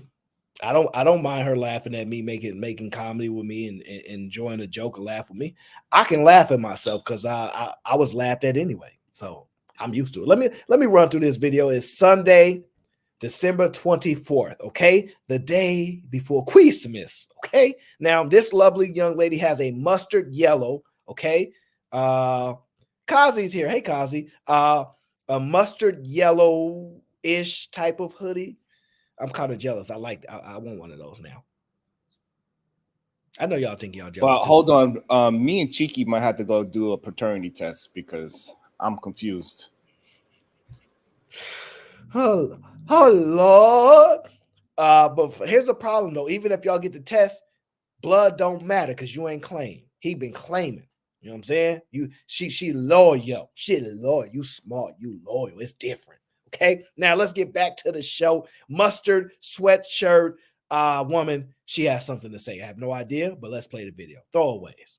So what if on Christmas, instead of buying everybody else gifts, you just bought your own gift? And then Christmas morning, you wrap up your present, you put it under the tree, and we all gather in a circle, and then we watch each other open up our own presents. So it's a surprise to everybody else. And then you present your gift to the group and why these night vision goggles that you've been spending 3 months on YouTube watching reviews of are so cool. Learn something about everybody. There's no money limit because you can spend as much or as little as you want. It's your own money. It doesn't have to be fair. Everybody gets what they want. And you don't have to feel pressure making sure that your reaction is right every single time you open a present, and there's less pressure.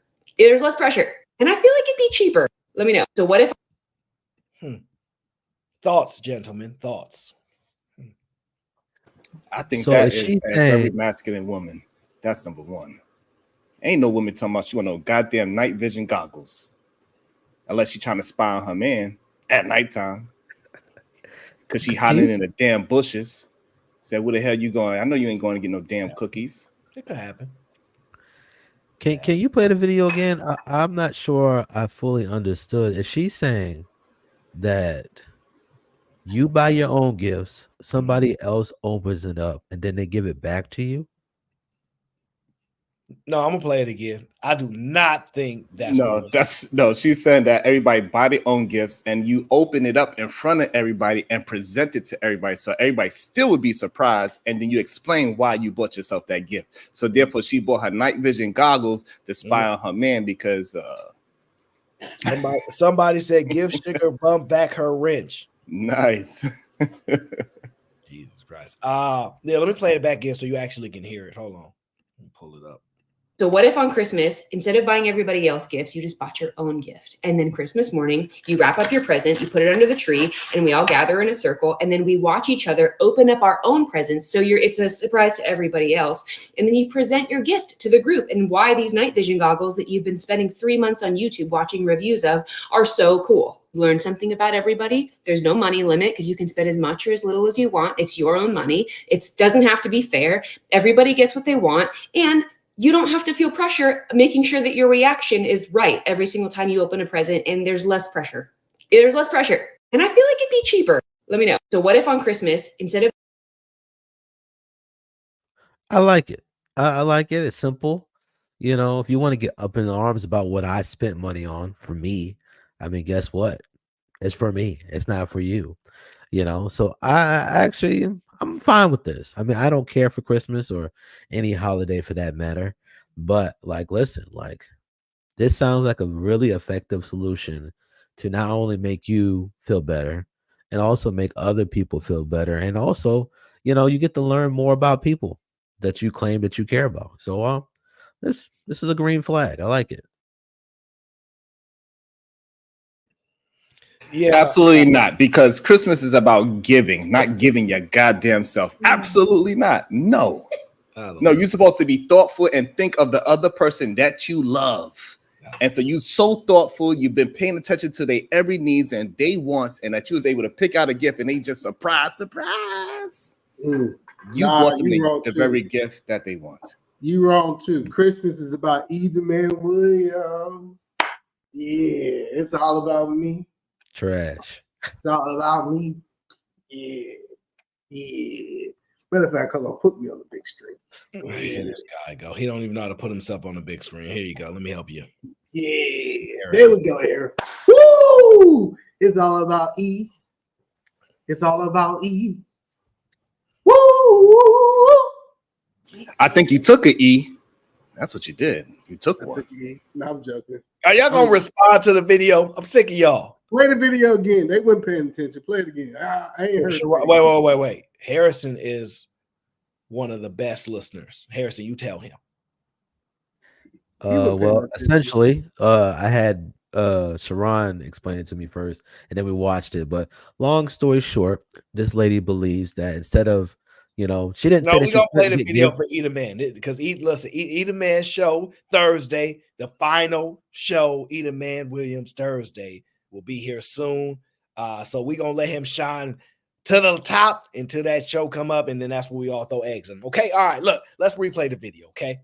Buying everybody else gifts, you just bought your own gift. And then Christmas morning, you wrap up your present, you put it under the tree, and we all gather in a circle, and then we watch each other open up our own presents. So it's a surprise to everybody else. And then you present your gift to the group and why these night vision goggles that you've been spending 3 months on YouTube watching reviews of are so cool. Learn something about everybody. There's no money limit because you can spend as much or as little as you want. It's your own money. It doesn't have to be fair. Everybody gets what they want. And you don't have to feel pressure making sure that your reaction is right every single time you open a present, and there's less pressure.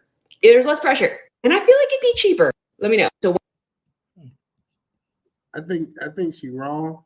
I think we need to stop buying gifts on Christmas. We need like this idea that everybody keep talking about buying gifts. This is what you do. What you do is you get a card and you put money into the card. You let them go buy their own goddamn gift. Like this idea that I gotta play this, let me guess what you got. Let me be a liar because all y'all parents are liars. Y'all tell y'all kids don't lie and tell them it's a white man coming down y'all chimney at night. It's so horrible. And I give it to Sharon. At least he's with a white woman. Y'all two black people talking about some white man coming to y'all house late at night to drop off some gifts. No, we need to make it normal that we stop lying to our kids because then we want to whoop our kids. Now y'all got me agreeing with Sharon. You want to whoop the kids now that you done lied to them and they mimicking the actual behavior you've been doing since they was born? Man, come on. Y'all can't be serious. No, you don't need what you need to do is give people money if you want to give them money or give them absolutely nothing like Aaron. Aaron got it figured out. This is why Aaron's going to be a billionaire. It's because he don't do none of these holidays. He realized if he invests all his holiday money, he's going to be a billionaire. Man, y'all need to get the membership because he was cooking up yesterday. I'm going to just stop. I'm going to stop before I get too far. Now, I'm actually gonna be broke because I'm barely making it. But one day I'm gonna figure it out. And House Husbands 2024, and there's a lot of rich women in these chats. So if I get me one of them, I'm saying. But I actually agree with her, and I'm gonna tell you why. It actually gives you the best assessment of what people think, their desires, and who they are. If I asked Eat a Man, hey, we all buying gifts for ourselves, right? Eat a Man show up, he opened his gift, it's socks that cost $2. It tells you he don't give a damn about gifts like that. You know what I'm saying? He ain't full of himself. If a woman comes in and goes, I bought myself a BMW, that's what her desires were.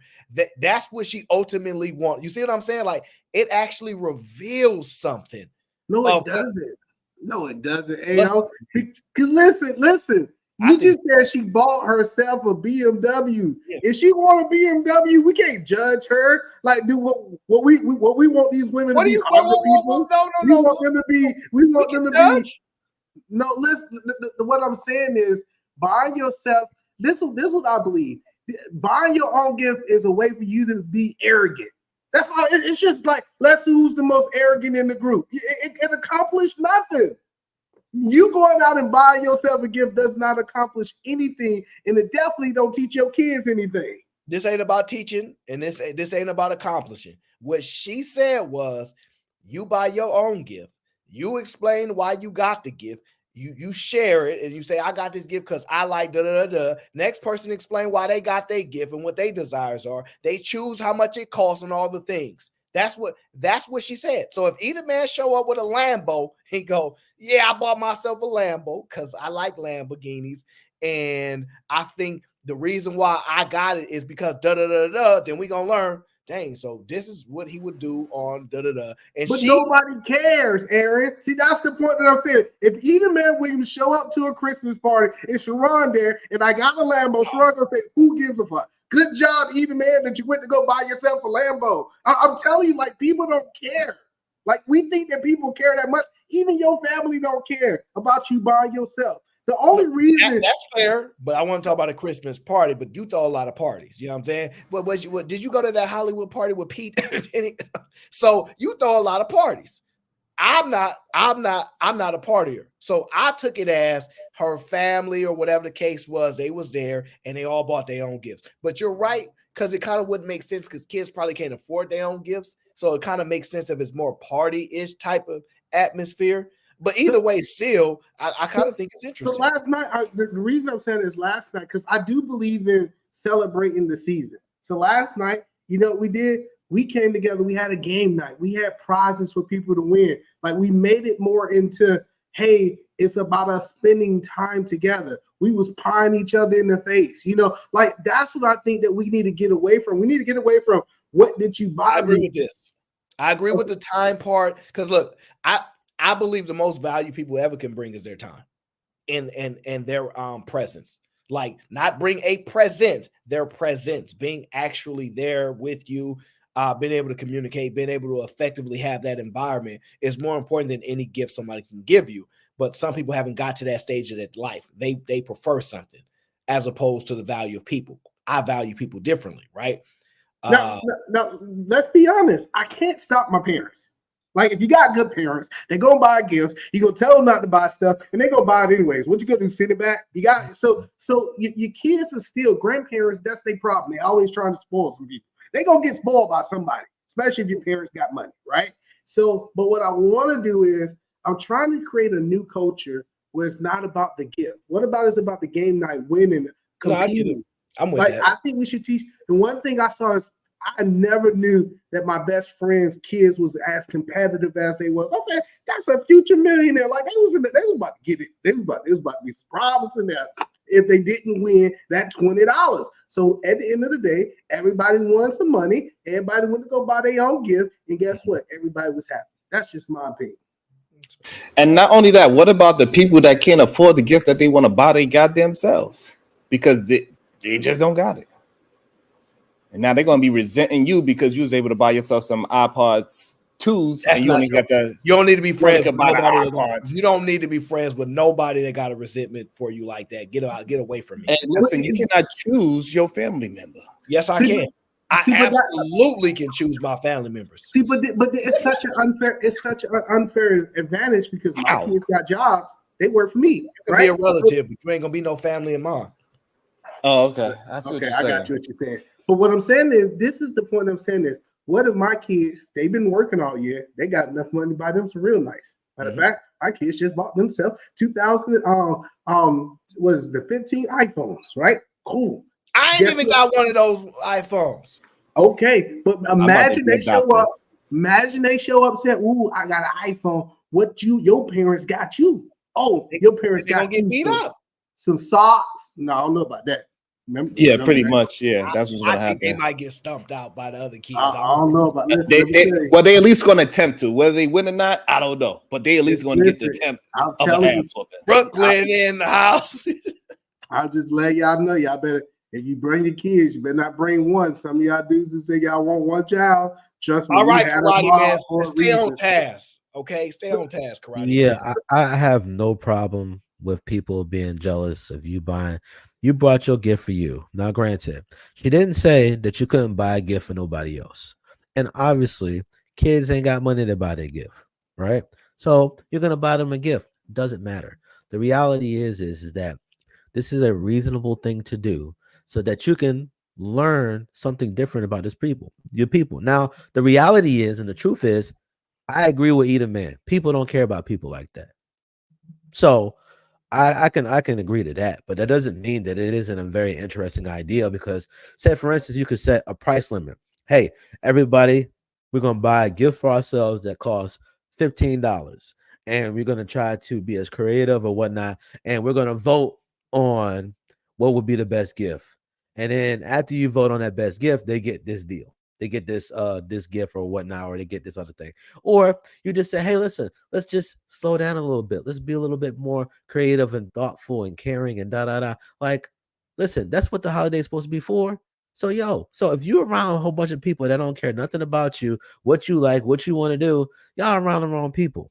And I thought this was a pretty cool idea that said, hey, listen, I brought this for me. Why did you buy that? Well, shoot, I've been eyeing this thing. No. Every time I'm on the phone, I'm sitting here trying to hear myself, and people are trying to hear me. And the headphones I had before felt like trash, and this, that, and the third. So I brought it so it makes sense. Like, it's not No, that big of a absolutely deal. not. So here's the problem with it is that all year long you've been buying shit for yourself. We see what kind of car you got. We see what kind of shoes you wore to the party. We see what kind of outfit you wore to the Christmas party. You've been buying shit for yourself for the whole year. This day is about giving to the people that you love. That's what it's about. It's not about what you can buy yourself. It's about what you can give to other people. Because if you give them, they will give you. And you show your love through your gift of giving, whatever that gift is. So you just proved that you giving is about yourself. You give to get. So the reality Absolutely. is, as much If as that's how what you you want want to to take it, say because is that's not what I about giving said, it but to somebody else, you actually don't care about people that much to truly give them what they really need and what they really deserve. so Don't you care mean about to tell me I don't care? So if I see a bum on the street and he said he's hungry, I don't care about him if I gave him some food? You Because it's don't still care gonna make me feel, it's gonna make me feel good that I gave him some food. But I'm the gonna feel thing proud of is myself that I sometimes gave him you're food. only give if you didn't feel anything at Before you all, move right? on, I want you to answer that part of the question first. So if I see this homeless man, he said, I just want some food. And I said, all right, come on, let's go inside this Burger King. I'll buy you some food. It's gonna make me feel good because I was able to provide this young man or old man, whoever that is, with some food. Make me feel good to buy him some food. What is wrong with that? Isn't that not a normal feeling? I'm not saying anything is wrong with that, but if you You gave him did just now something, with the giving a gift. You saying I'm no, giving a I gift. said that what you're giving to somebody else, you're really giving to yourself. And you just said it was okay. And you just said it was okay if I gave this man some food because it makes me feel good that I fed this man. You said that's okay. That's a human emotion. Yeah, I'm saying that's So why okay. are you trying to make me feel That guilty is, of it now that is because it's not the Christmas? argument. You're completely missing the argument. The argument is that sometimes people say, hey, this holiday is for giving, right? But you in your own statement proved that you actually give this person so that you can benefit.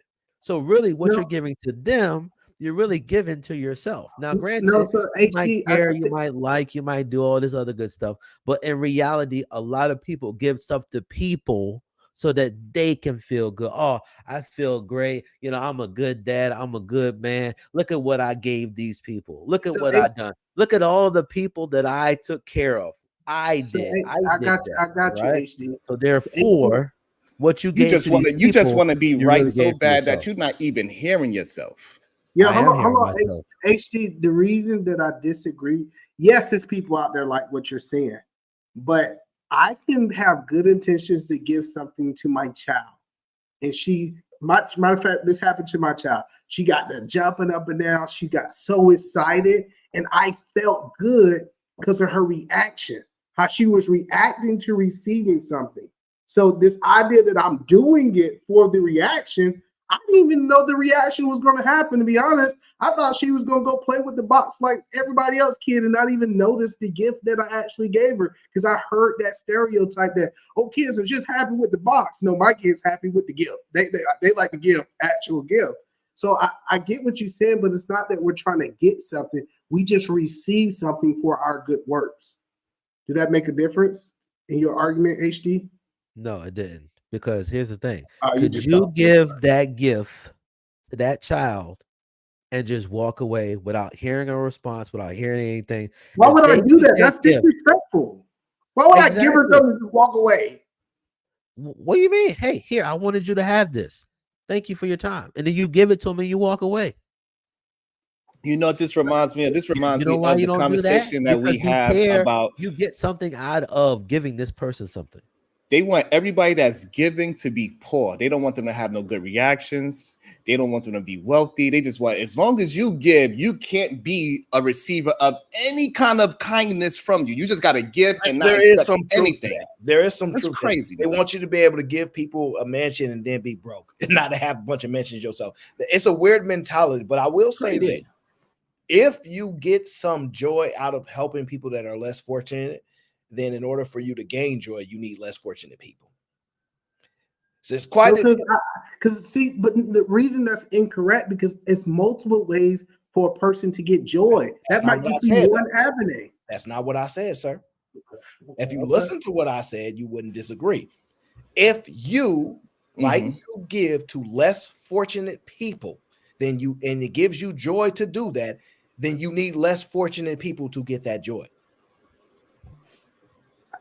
I didn't hear that joy. I thought you meant joy in general. But okay, if you want, if we can say, if you're talking about if you only want that type of joy, even though it's a lot of types of joy, if you want that type of joy, I would agree with that. But I think that we get joy and fulfillment in multiple ways, and that's just one avenue to get joy. That's the point that I was making. That's not the disagreement. And I believe people should get joy from doing things outside of just helping people that are less fortunate. But it's an art and a skill to convince people to do these things, right? Because people don't really know the you, either man, might do it on a level that is righteous and good and meaningful and honest and true. But how society designs this, that's not the intention. So this kind of sounds like how they be treating us men. Oh, you want a cookie for doing all the things that you do? Oh, as a man? no. I'm not one of those people. I agree. Yes, I want my damn cookie. There's nothing wrong. There's nothing wrong with that. I don't knock anything though. Do whatever. I'm with it. HD, I'm sorry. I want my goddamn cookie. I want my cake and eat it too. I want to see the love of my kids having the enjoyment of me going to work every goddamn day. And they like, yo, swap? Hold on. What is a Yankee swap? I know about Secret Santa because I had to do that stupid Secret Santa. It's just like the Secret Santa. Is that a New Yorker thing since it's called Yankee? Yeah.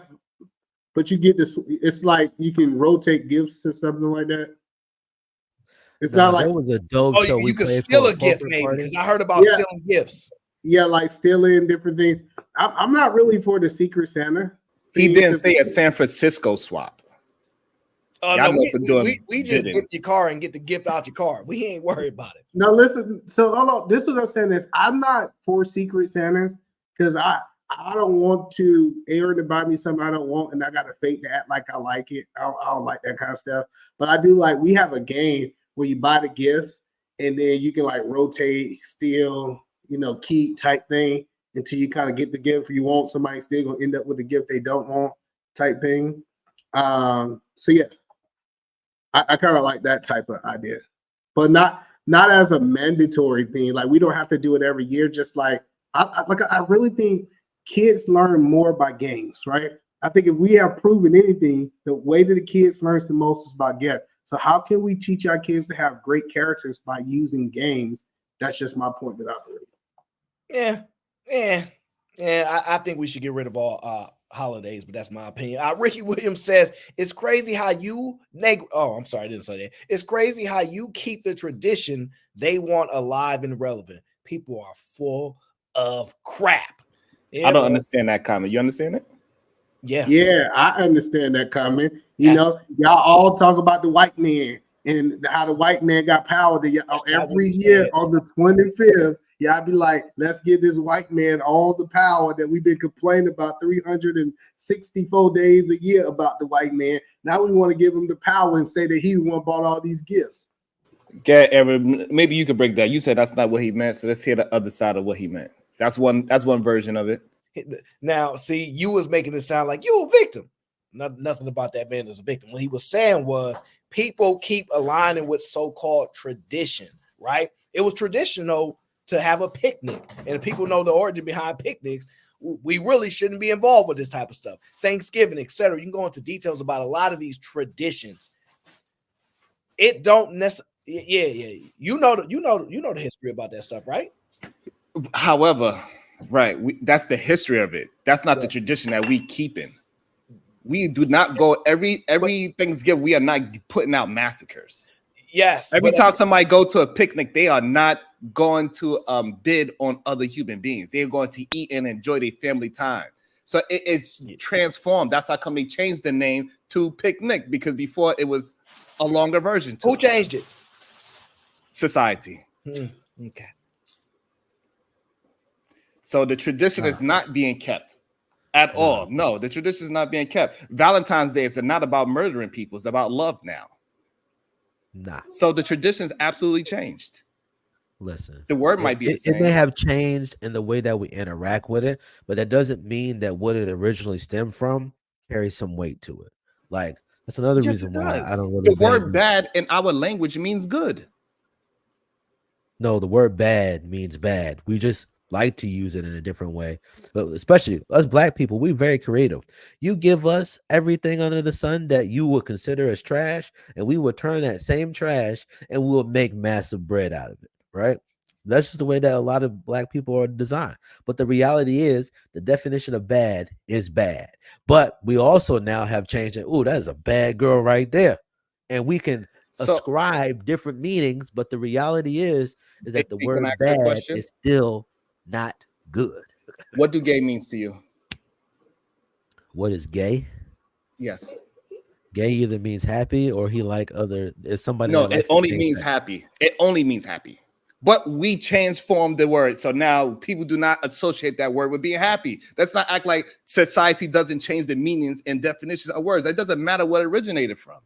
Let's be for real. You ever seen a lot of people that you ever seen a lot of guys that like guys be happy? I can't stand y'all. Let me give y'all an example, right? Let me give y'all an example. See, I believe once corporate America gets behind commercializing something and scaling something, it's tainted at that point. When people first got married, only royalty got a nice big ruby stone and big diamonds. Everybody else got a band, okay? But when we decided to scale it and commercialize it, we've changed the game. And that comes with everything. Once there's big money, if you guys look at the numbers in which Americans spend on Christmas, we're going to break another record. The fact that they track it, the fact that they give you these annual numbers, you don't look deeper into that. Once something has been infiltrated, controlled, and then essentially given back to y'all as what they want y'all to think it is. Oh, it's about gifts and that's not what it is anymore. And you have to accept that things have been altered and changed. And if you look at that as tradition in the Williams family, this is our tradition. I understand what he's saying. This is what I created, right? But if he do the same thing that everybody else is doing, it's not his tradition. You see what I'm saying? Like, you have to go and create your own tradition, and then that's yours. But if Christmas is something that everybody understands, we all know what it is, that's not a tradition. That's not that in the sense of your own tradition. You just adopted societal's tradition of Christmas. And then I think it's levels to it. I believe that it is a thing that we don't talk about called American traditions that majority of Americans follow. Would you agree with that or disagree with that statement? All right. Yes, of course. So what I have learned is we do have, we talk about Nigerians, we talk about all this stuff, but we do have a tradition here in America now, regardless if we like it or not. we do have one. And a lot of people adapt our traditions when they come here. So when we talk about the Christmas, Christmas is an American tradition and is typically unique to Americans. Yes. Okay. Now, wait. Now, when black people when they were taken on ships, you know how when you see the Israelites on ship, they do a little thing. You telling me that these are our traditions, or it was given to us? I believe traditions is typically given by their environment. Nigerians give their tradition. It's not something that's typically passed down. If you could take a person and input them into Nigerian culture, and they don't have to be Nigerian, but over generations, they will pick up those traditions because of the environment. We call all these places traditional. No, it's because they live in certain environments of their traditions. Fine, because I don't want to make this a big deal, right? If we eliminate holidays, right, what does that do to America? If we no longer celebrate them, no longer sell people these type of drinks, does that hurt America? Yes. Yes, because we agree there's a huge financial gain for people during these times. Correct. So we're talking about financial, and I think more than just financial.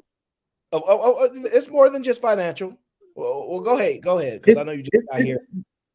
I mean, I say, just to speak on tradition real quick. Tradition. One thing about tradition is, number one, you have to have an origin. You have to know where the origin is of a tradition, and when it start, and like what it truly is about in order to maintain a tradition. Two, if you got rid of holidays, like you get rid of certain times of the year which families will gather. People know, okay, we're going to spend this week together. We know that, so if families plan on it, and we kind of like, it's kind of a given thing, right? So if you go to work, everybody knows, okay, well, around this time of year, people are gonna take a week off, probably, maybe, if they have the ability, or at least this day, right? So it gives an opportunity for people to gather their families. You know what I'm saying?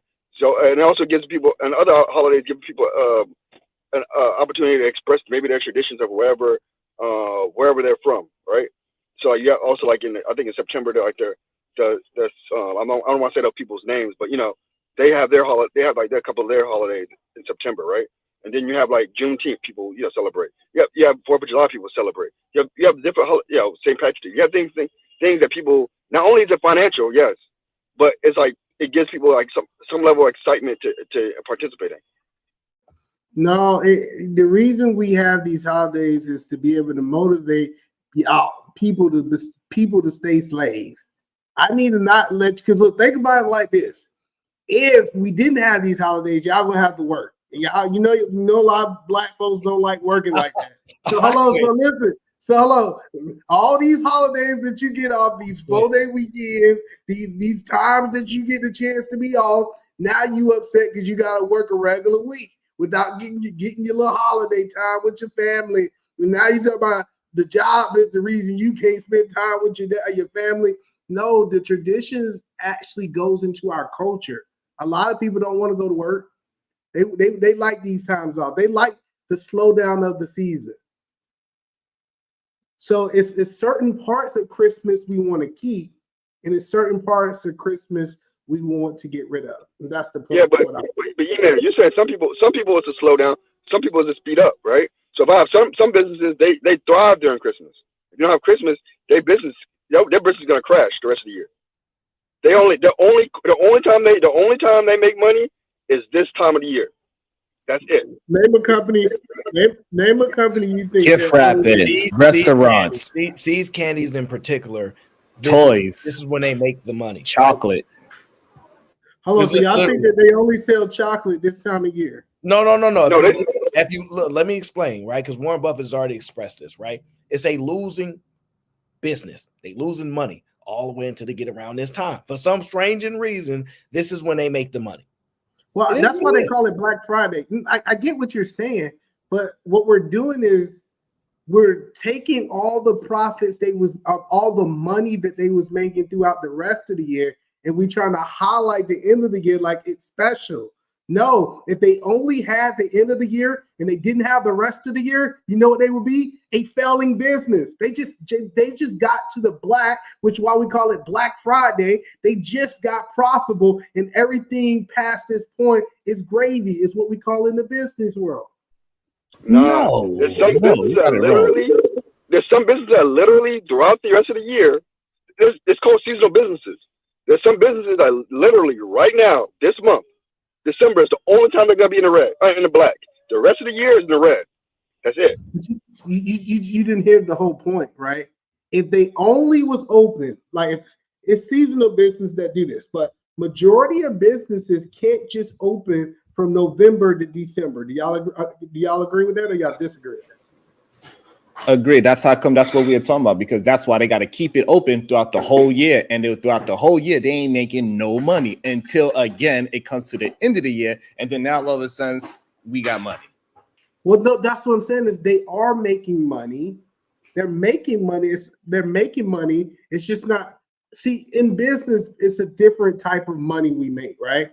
So if my bills cost me $2,000, right, and I made $2,000, it's basically I didn't make any money, but I did make money because I still was able to pay my employees. Y'all agree with what I'm saying? So what we talking about, Eden, man, is that it's some businesses they make their whole yearly rent in these 2 months. Yeah, like they're seasonal.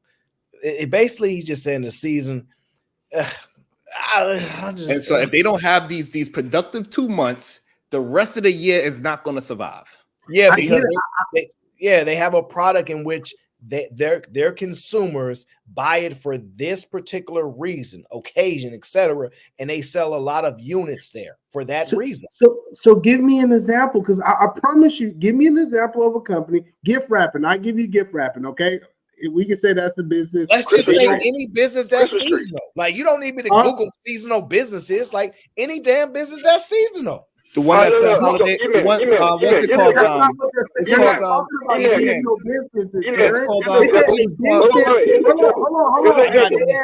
I might have missed. Hold on, let me Eat man. draw You know the store that sells holiday costumes. Yeah, let me give you an example. Can I give you an example, man? Hold on, AL. Let me give you the groundwork of what we're talking about.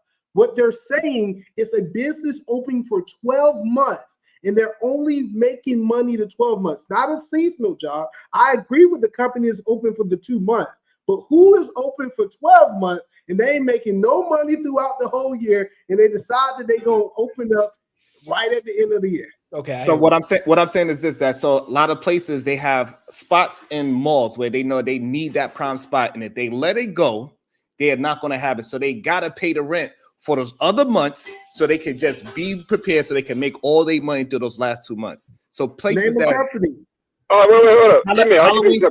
Halloween spirit, they don't want to lose their spots where they at, because they gotta. I want to move on from this to the next. Okay, let it go. Can I give my example real quick? Y'all this back and forth. An ice cream shop in the middle of Minnesota. That motherfucker's not making no money unless it's August and July. Anybody buy ice cream in fucking Minnesota in fucking December? You don't think so? You think people stop buying ice cream? Oh my God! All right. Listen, hold on, Eric. Eric, you believe that people only buy ice cream when it's hot? No, and I don't want to die on these hills. No, but they mostly buy ice cream when it's hot. Listen. This is a good example of, but this is not necessarily a particular business that Edelman is saying per se. But this is a good example. Florists eat all year. On Valentine's Day, they raise the prices. 100% agree. 100%. I actually know florists. I don't know how they still have a business, but I know some. And they do have a business.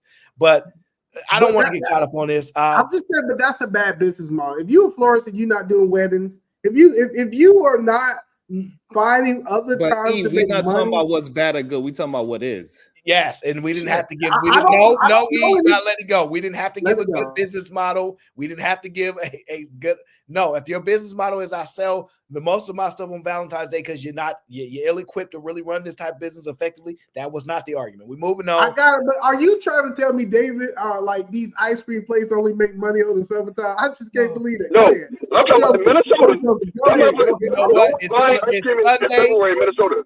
It's Sunday, and look, everybody that's in GBG is not here. This is the only reason y'all acting up like this. We moving on, okay? Moving on, okay? Honest citizen. But I do know a business that I couldn't help it. I couldn't help it. Shout out to Honest Citizen. Thank you for gifting the membership. We got members. I don't know, but we got more members. Thank you, Honest Citizen. We appreciate you. I don't know who got the membership, but welcome to the GBG. Now, we're going to get to the next video so we can keep this moving along as I'm waiting for Fatty to go live, but I see he got a freaking free premiere going on before his live, so I don't know what that's about, but I'll have to go see about that till later. Until then, we're going to move. Okay, so Fatty's about to go live soon. Good. You got a premiere going, and so we're going to be going to Team Fatty show in just a minute. He said he's not going live. What? Let me Yeah, find out. Let me find out your reading Going. levels like E Black. No, it's not. No, because he's trying Aaron to is vicious. No, Did you need other members of GBG, or are we good? Aaron is vicious. No, I didn't call a general for say no, because it'll get listen. Don't piss the general. Okay, man. All right, y'all be safe. No, Fatty over here talking about he got no life. No, Fatty, that's not fair. You're not about to leave me here to be streaming all day. Hold on, why? Yeah, like the whole reason he's trying to set me up. He trying to. Oh no! Listen, just because you're doing a Aaron, whole you have to be 24-hour stream tomorrow, don't mean you can't stream today, buddy boy. Aaron, you have to be vicious.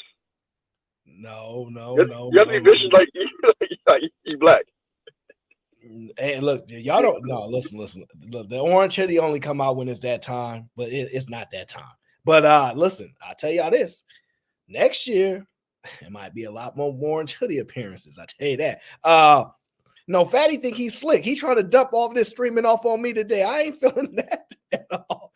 I was only supposed to be live for like 45 minutes to an hour because I wanted he was supposed to stream. This is Fatty's job. He's the podcaster of the year, okay? It's not me, okay? I wanted to see Fatty's show, but I guess he don't want to talk about Simone Biles for whatever reason. So I guess he's going to push the show.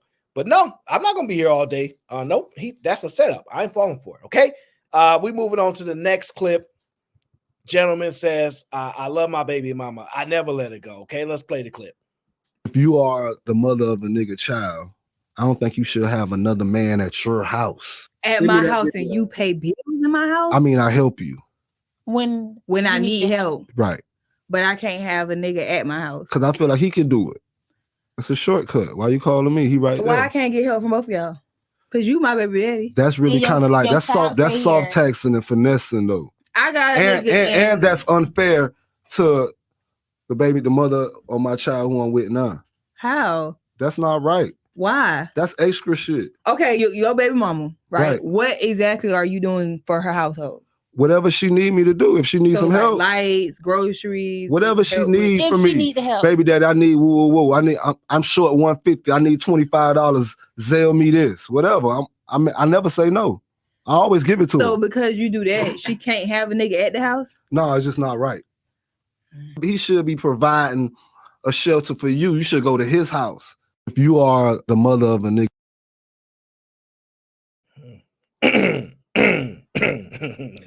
Sound like some baby daddy energy to me. Make sure y'all spam the chat and tell Team Fatty he's going live today. He's not leaving this on me. No, it sounds like a baby daddy to you. No, I'm wondering what your thoughts are. Well, he got that baby daddy energy. He should have married her. Like, I'm gonna talk about this Thursday. Listen, all these dudes with this baby daddy energy, you got baby daddy energy. It's consequences for you being the baby daddy. So you got to pay that child support. Like, see, this is crazy that I hear a group of dudes talking about, nah, I ain't got to take care of my kids now because I ain't got to take care of my kids now because she got a man. I ain't gotta help out no more because she got a man. Man, that's that. I don't believe all that. I believe that's what I believe. Listen, when a child is with me, I'll pay for whatever the child needs when the child's with me. When the child's with you, you pay for whatever you need, whatever the child needs when the child's with you. And then there's major things like school or whatever that we got to pay for. That we can pay for that together. But all this, whatever, I'm not paying your rent. I'm not paying no girl's rent. No. Hashtag baby daddy energy. Matter of fact, we gonna hashtag these baby daddy niggas, baby daddy energy. They got that baby daddy. Hey, listen, I'm 100% fine with what he said. So these are the parameters where I'm giving my bread, and that's what it's gonna be. Yeah, I agree with that too. Wait, did y'all not hear? HP, Hold you on. married? I'm sorry. Go ahead, Cheeky. Go ahead, said HD. what? You got it. You HD is married, by the way. No, I used to be married. No, HD I look used like to be I'm married, by but the no. way. See. Okay, so HP, you said that you willing to take care of this woman as long as she stays single. Because that's what he said. He said, as long as she ain't got what no I said. man. I said no. E, you gonna listen today? Oh, I let me said Gonna listen that today. I agree 100% that if I gave parameters around what I'm willing to give my money for, it be what it be. Now, granted, you can argue if it's ethical, if it's moral, if it's fair. That's not the argument I'm having. I said, hey, I will give you money for this, that, and the third. And here is the scenario and the situations that will allow for that funds to go to you. Should you bring this situation here, then I will adjust what it is that I previously was doing. Wait, did we not hear the part where she said I can't get help from both of y'all? Yeah, I mean, no, I didn't. If me saying, hey, if you get help, man say I'm just saying. I'm just saying. I'm with you. Yeah, I'm just saying. If you listen to what she just said, it sounds Yeah. like she's trying to use two men, and it sounds like some real sucker ass movement, right? Yeah, and somebody. You can't use two men. Listen. If you decide that you want to be a baby daddy, right? That means that you got access to your funds through your child. That's how it works. I don't know why we have let's break it down. The premise was he was saying Hey, you hear the general talking? You don't I'm talk over sorry. the general. What's wrong with you? No bad. There's some key things Yes, that sir. I think we may be missing. Could you hit the play button one more time, please, sir? Nigga, child, I don't think you should have another man at your house. At my house, and you pay bills in my house? I mean, I help you. He said at your house. He didn't say you couldn't have a boyfriend. He didn't say you couldn't have he didn't say you couldn't have a significant other. He just said at your house. All right. And then he said, if I help you, which means it's outside of just children, it's helping her. She didn't say help the child. She said help me. So if somebody's at your house and you're dating them and they aren't helping you, then why are you expecting me to help you? Well, she is expecting. She expected the dude that's willing to help. Because this is what he said every now and then. You know what I'm saying? I'm gonna throw you. You know, I'm gonna help you. I'm gonna help you with your light bill because I ain't really on child support, even though you're supposed to have me on child support. So every now and then I'm gonna help you. Yeah, he said every now and then. He didn't. Wait. So he said even though I'm not paying a light bill and stuff, he said all of that. No, I'm being extra. I gotta be extra. There. Okay, Listen. So the point that I'm saying is, you want to control what she do all the time, but you want to help every now and then. Listen to what he said. I want to help every now and then, but I want to control the narrative of what you do all the time. What does she say? She should be able to say, well, can I have a dude over here every now and then? Since you helping every now and then, how about I have a dude over here every now and then? Honestly, don't give a damn what she do. She do what Wait the a fuck she wanna minute. do. I don't see how he's controlling her. He's just saying what I'm not going to do. That has nothing to do with her. Well, women feel like it's controlling because they want to have their cake and eat it too. They want to say, hey, listen, I got this man giving me new pipe. He's helping me with some bills. You helping me with some bills. And I get to pay the least amount of bills. Nope. So Aaron, let's watch it all the way through one more time, just to see. But that's why we should pay your home rent. That's why I said start. I'll start from the beginning, please. Okay, yeah. He did. You are the mother of a nigga child. I don't think you should have another man at your house. At my house, and you pay bills in my house? I mean, I help you. When I need help. Right. But I can't have a nigga at my house. Because I feel like he can do it. It's a shortcut. Why you calling me? He right Why there. I can't get help from both of y'all? Because you my baby daddy. That's really kind of like, that's soft taxing and finessing though. I got and that's unfair to the mother of my child who I'm with now. How? That's not right. Why? That's extra shit. Okay, your baby mama, right? Right. What exactly are you doing for her household? Whatever she need me to do. If she needs some help, lights, groceries, whatever she needs from me. Need the help. Baby daddy, I need whoa. I'm short $150. I need $25. Zelle me this. Whatever. I never say no. I always give it to her. So because you do that, she can't have a nigga at the house? No, it's just not right. He should be providing a shelter for you. You should go to his house. If you are the mother of a nigga child. See, that last part matters big time. Mm-hmm. And by the way, Fatty, you still streaming, so don't try to get up out of this, buddy. That's right, Fatty. we're only stalling for a little bit, but once we hit the end stream, look, we are taking a stand. Me and Aaron are taking a stand together as brothers. You streaming today? Your ass streaming, bud. Yeah. So the whole point is, it's crazy to me. This is just me, right?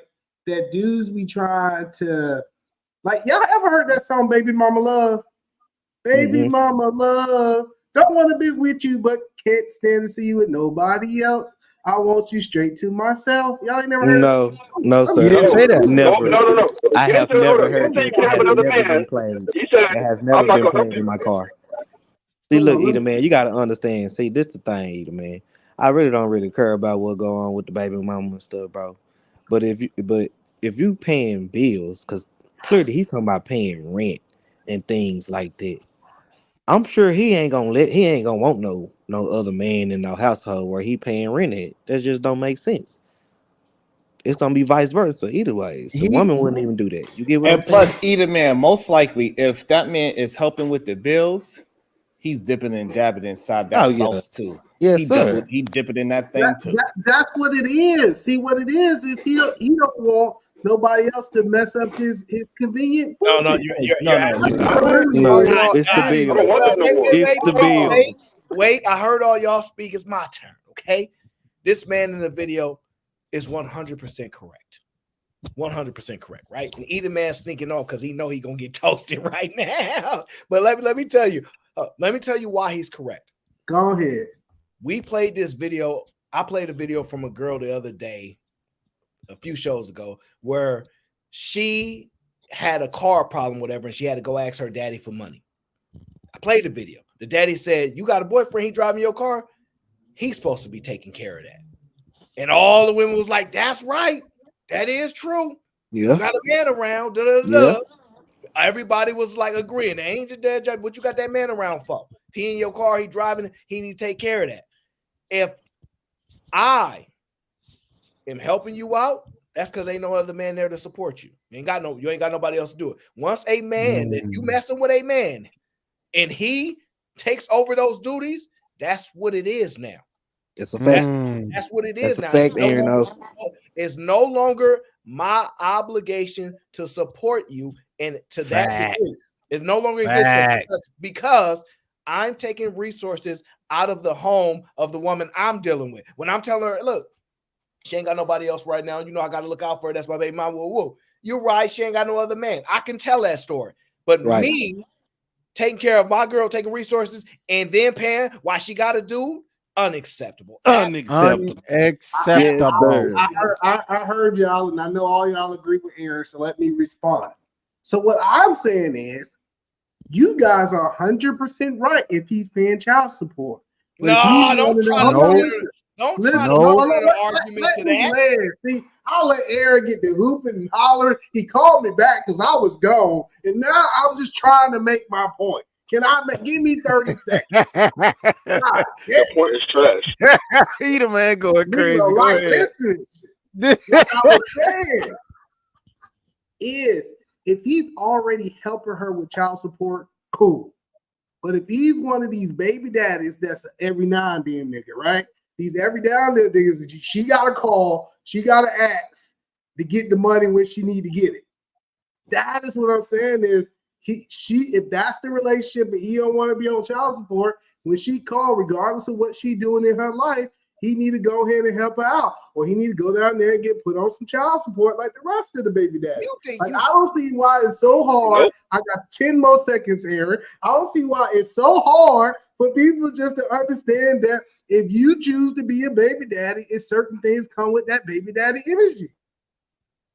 Nope. So again, the man did not listen at all. All right, and it's okay. You don't have to listen to be wrong because he's doing it right now. But the man said, the woman said, or no, the man said that the woman would call him for anything. I don't deny it. So that range is incredible. That is showing how gracious and benevolent that man is, right? She said it was for her while she was doing these things. It had nothing to do with him, right? So you're gonna help me with rent? Where in child support does rent get covered? So you're gonna help me with the light bill? Where in child support does that get covered? Right? We keep saying child support, and y'all always say this about child support. Y'all only pay $26 for child support. It's so cheap. So if it's so cheap and it's not meant to cover your housing utilities and things of that nature, stop acting as if me being on child support is such a big deal when me helping a person who I said I'm making my time available for, as long as there's no man in her house, then that means I'm being super benevolent. Because even by the court of law, I don't gotta pay. It's y'all keep reminding us it's not that expensive. Y'all don't pay that much.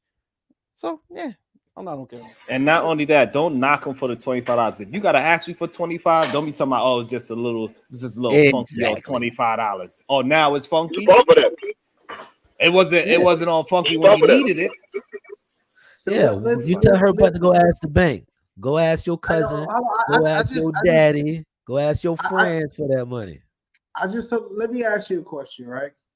Do you believe that your kids need internet to do their homework? No, because they gotta wait. They've got tutors after school. Most public education has tutoring for the children, and if you can't, and if they don't have it, it's up to you as the parent to provide that. Okay, Cheeky don't have kids. Let me ask HD. HD. Do you believe? This is so wild. This is so wild.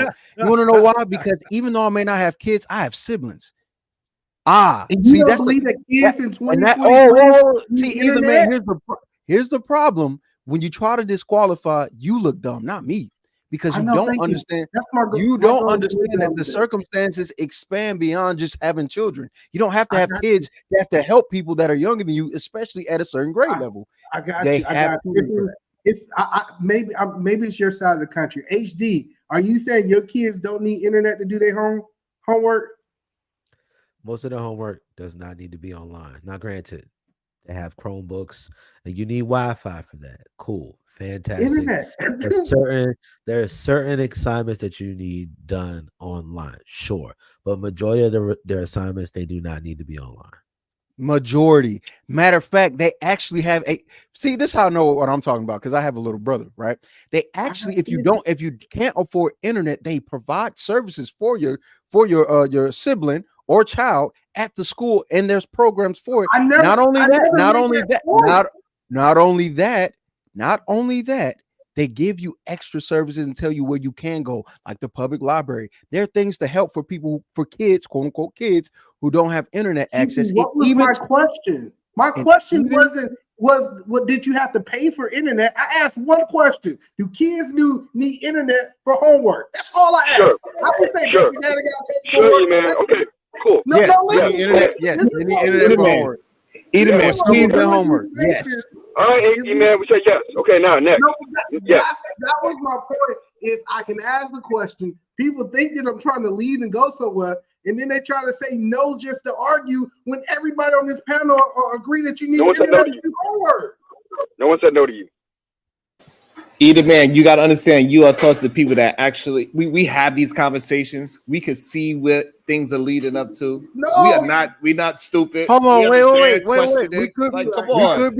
we could be presumptuous, right? We could be, but when Let's go, somebody E-Man. said, when you answer the question no, right, and then you ask somebody who says, "Do you have kids? Do your kids need it?" and he says, for the majority of it, no, then where else could you be going? And But to it's assume okay. that I got kids, the disrespect.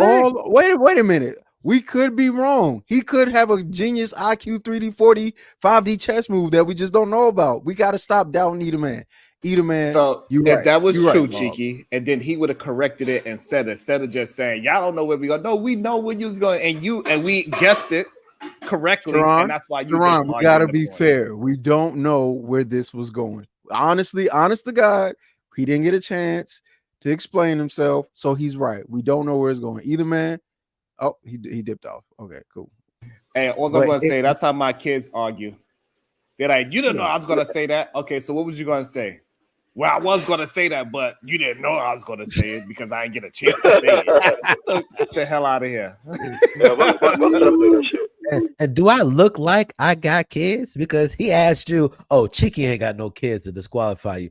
Harrison, do your kids need internet? Do I look like I got kids? It don't matter. Well, usually when people hear that you married, they assume that you have children. That's what people assume. You know what's so wild is, regardless of what that is, people think you have to have a certain experience to experience certain things. That's not true. I don't have to have children to understand how kids in this time frame work and operate. Most kids do have a Chromebook because my little brother, my little sister have a Chromebook, and sometimes they need help doing their homework. And guess who's there to help? Guys, wait. We arguing just to argue, because the answer is, does the government give internet for free? Yes, they do. All right, so let's move on.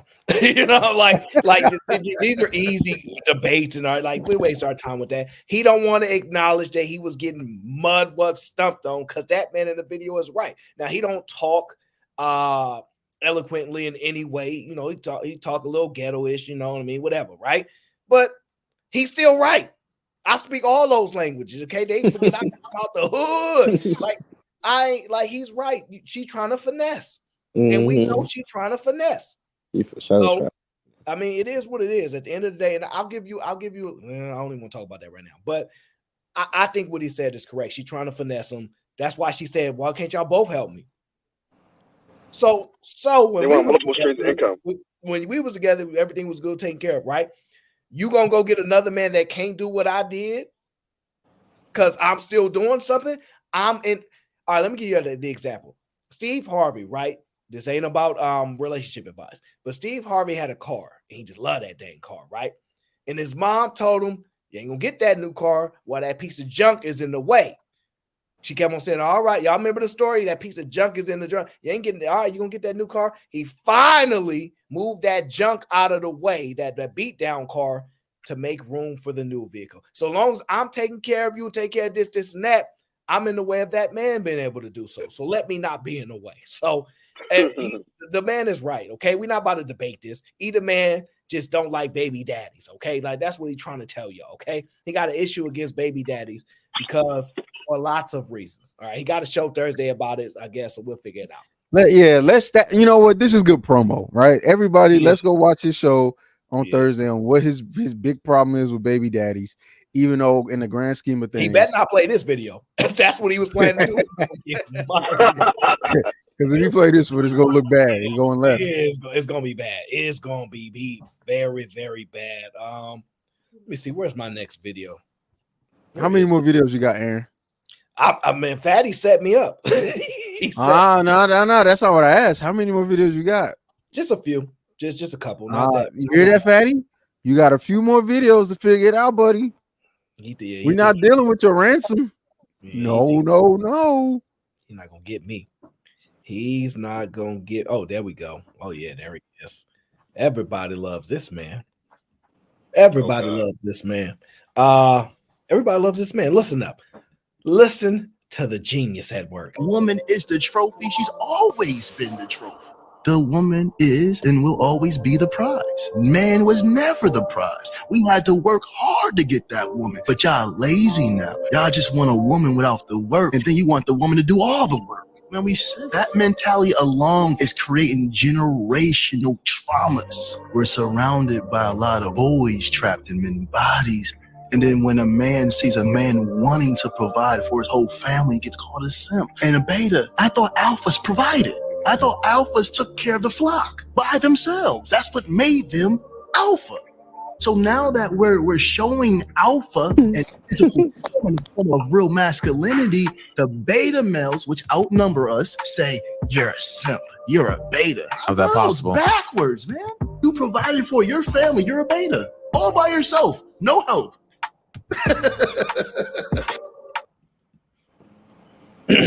I just want to say, them niggas weird, bro.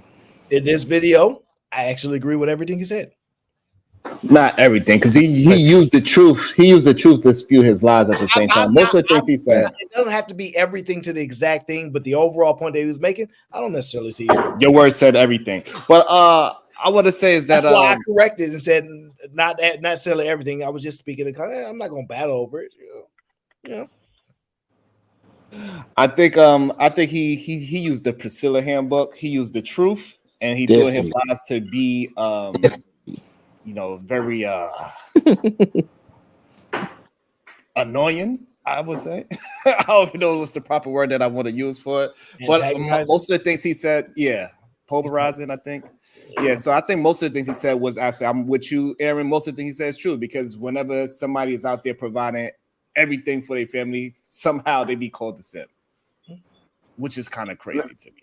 I don't agree with that. But I don't agree with that. They call him simp because the part I disagree with is saying that the woman is the prize. I think that's the part I disagree with. I think the relationship is the prize, because you need to move your family into a certain place. And so if you can take your family to that level, then that is the prize, what you built with that other human beings. I probably should say I disregard the initial statement.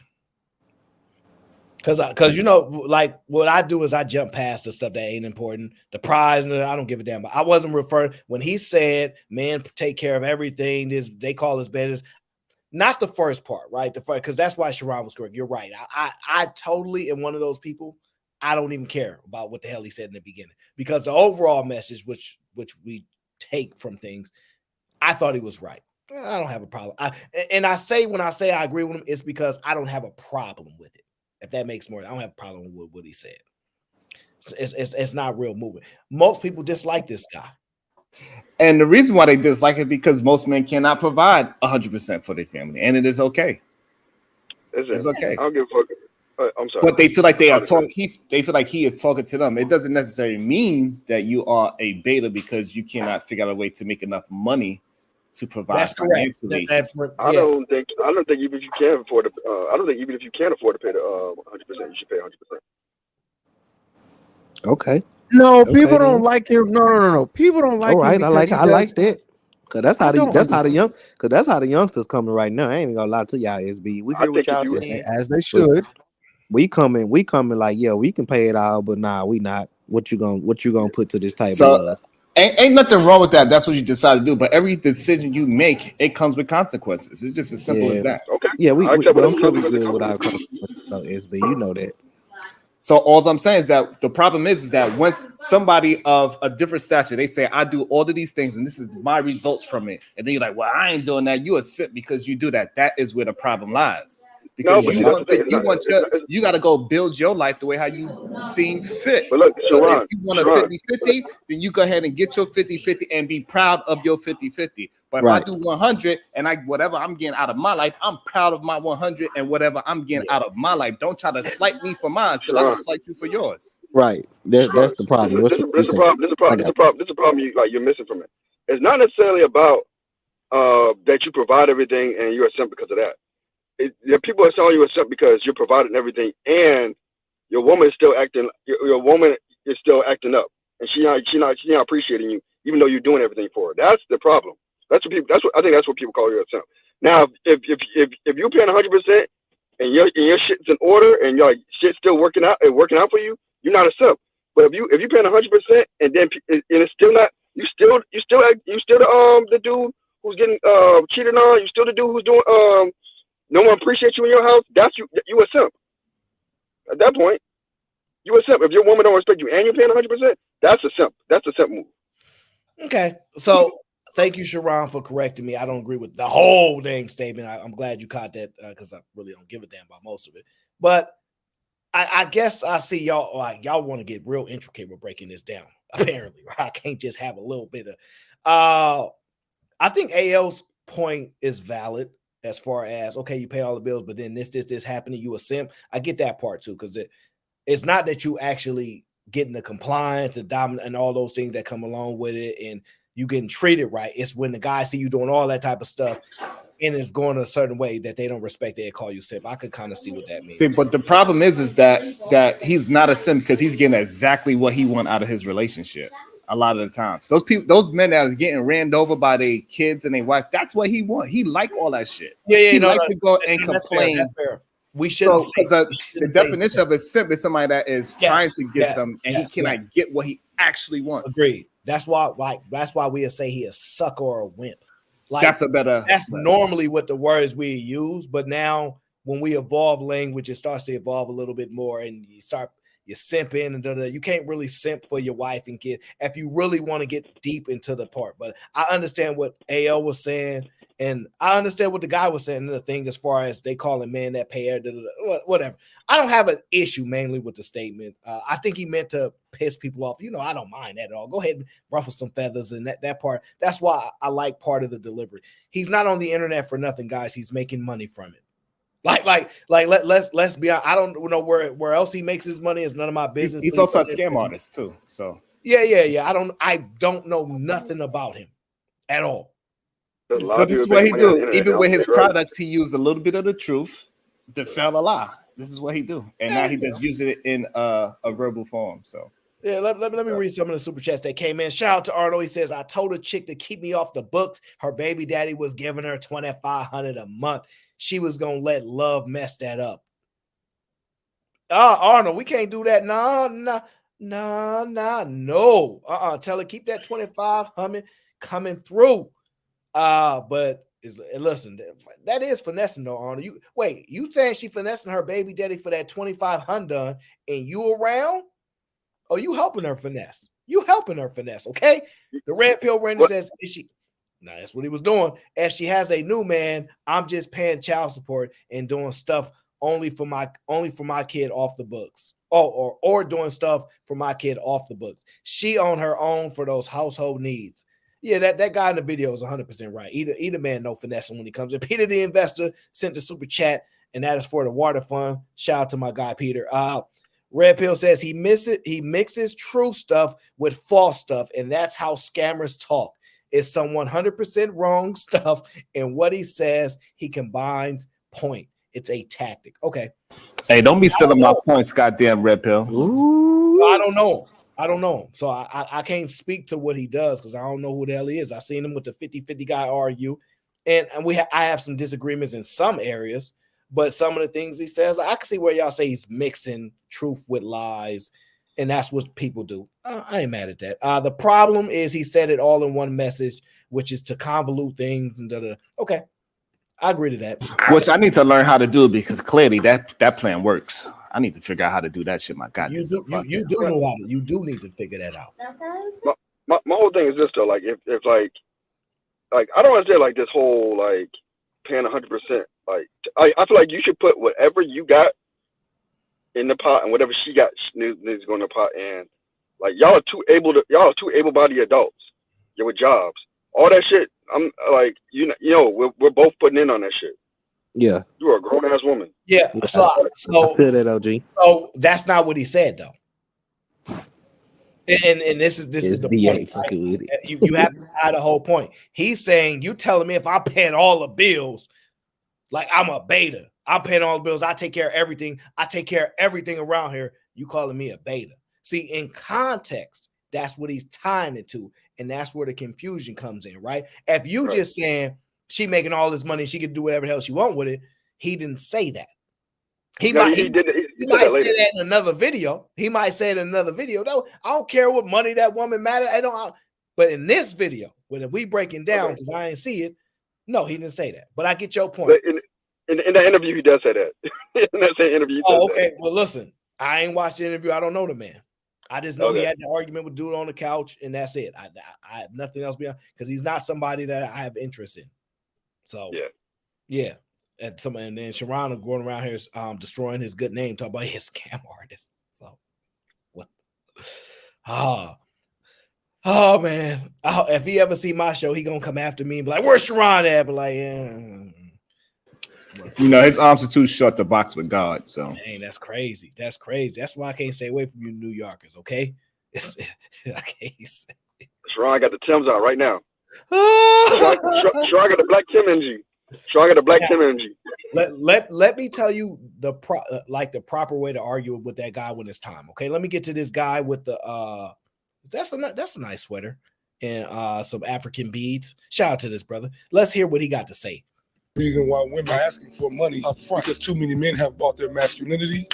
Women should be submissive. Okay, what are you giving them to submit to? Because in African patriarchal nation, you cannot have a wife unless you have something to give in exchange. You are replacing the resources that you are removing from this family by taking this woman. What use do you have? The reason.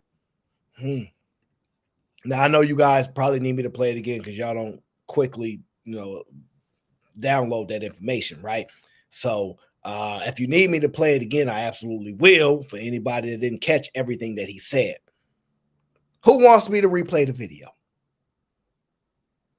Now they want to be quiet, act like they don't want. They're gonna say play it again. So I missed that part.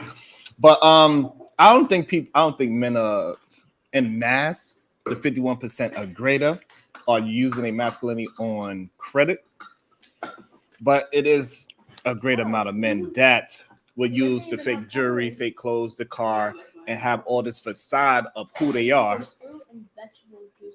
and use that to get women. But I don't think they use that to get wives. So I think what he's saying is cap.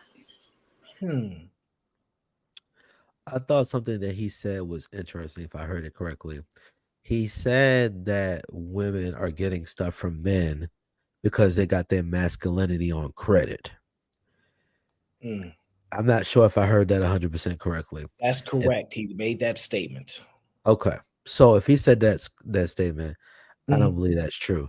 They're getting stuff from men because they're givers. I mean, they're takers, not givers. That's why they're getting stuff. It don't matter if you got masculinity. It don't matter if you're a beta, a simp. It don't matter what you are. Women, if you give them the opportunity to take your money, they will take it and be perfectly fine with it. Now, I do agree with him as far as like, you shouldn't want to particularly not take care of a woman that you want to be responsible for. However, like, if you're willing to be responsible for her, she needs to show some goddamn respect and understand, like, listen, I'm responsible for you, whether you like it or not, and whether I like it or not. So there's going to be some things that I'm going to ask you to do, or I need you to do, in order for us to continue to move the way that we need to move as a group. Nah, see, I think he's right actually. Because a lot of dudes, are leading with their money, meaning that they don't have their whole mass. A lot of people, what he's saying is a lot of people, and maybe this is just the internet. A lot of people use their money as their masculinity. Because I make a certain amount of money, that's my masculinity, and that's what he's kind of saying. I think that's from what I gather from it. That's what he's kind of gathering as you're having your masculinity on credit, because your whole facade, your whole like, oh, I'm leading because I make this amount of money, I could buy everything for the family, whatever. That's what you're leading as your masculinity, right? When there's other skills in masculinity, there's other leadership skills that you should have that completes your masculinity, right? That could be a component, but if only thing you're doing is paying for everything, that's not really masculine. Anybody can do that shit. Yeah, but the thing is even in his example that he used, essentially talking about a dowry, right? You had to pay up in order for you to get the woman, right? And that this family, because of whatever this woman did for the family, is going to be missing. Hey, we need some income, right? Cool, fantastic, great. But in this case, saying that, hey, there's a cost to having this woman, versus saying this person has masculinity. That's two different arguments. Like, he started with the idea that women are they want stuff from these men because of their masculinities on credit. No, they want the money because they're women, they're trained to receive. Even when you make a kid, they receive. They are receivers, not givers. So that's why they want your money, because they receive. And then he made the other argument that, hey, listen, there's a bunch of guys that, they're asking for submission, but what are you willing them to submit to? Just because you pay for this woman in Africa and you pay the cost to get her, that doesn't mean you have any idea what it is you want to do with this woman. That don't mean you ain't got any kind of purpose or anything as far as for her to submit to. You just paid what was the price in order for you to give to her. So that's the reason why, even for me, it's hard to like quantify, quote unquote, leading in a relationship, because the reality is that most of the time, all y'all doing is just trying to work together to live better. That's it. I think what began miss HZ, they believe that money's actually leading something. But that's only one aspect of leading. You just leading financially. You can lead the bills, but you're not leading the family into anything. You're not leading a mentality. You're not leading their attitudes. It's a lot of things missing when you just leading so-called with your wallet. It's just like the reason why King is bucking up at T.I. now. Because they try to say, look, we gave you was born with a silver spoon. He like, no, I ain't. He bucking up because they raised him with parenting wallets instead of actually parenting. They're teaching him some character building and morals and ethics. And that's what happened to King. So yes, you can absolutely just lead with your wallet and act like, because what Cool Nerd INC just said, that doesn't mean that you are actual leader because you got money. Because there's plenty of women that's making money. That doesn't mean she's a leader because she made $300,000. Just because Tabitha Brown, who just recently retired her husband, she's making a hell of a lot more money than what he ever made. Right? Because now she's an entertainer. He was a cop. But that don't mean she's the leader of the household all of a sudden. That don't mean the leadership role shifted because he's been leading for the past 20 years in a marriage. He's still the leader.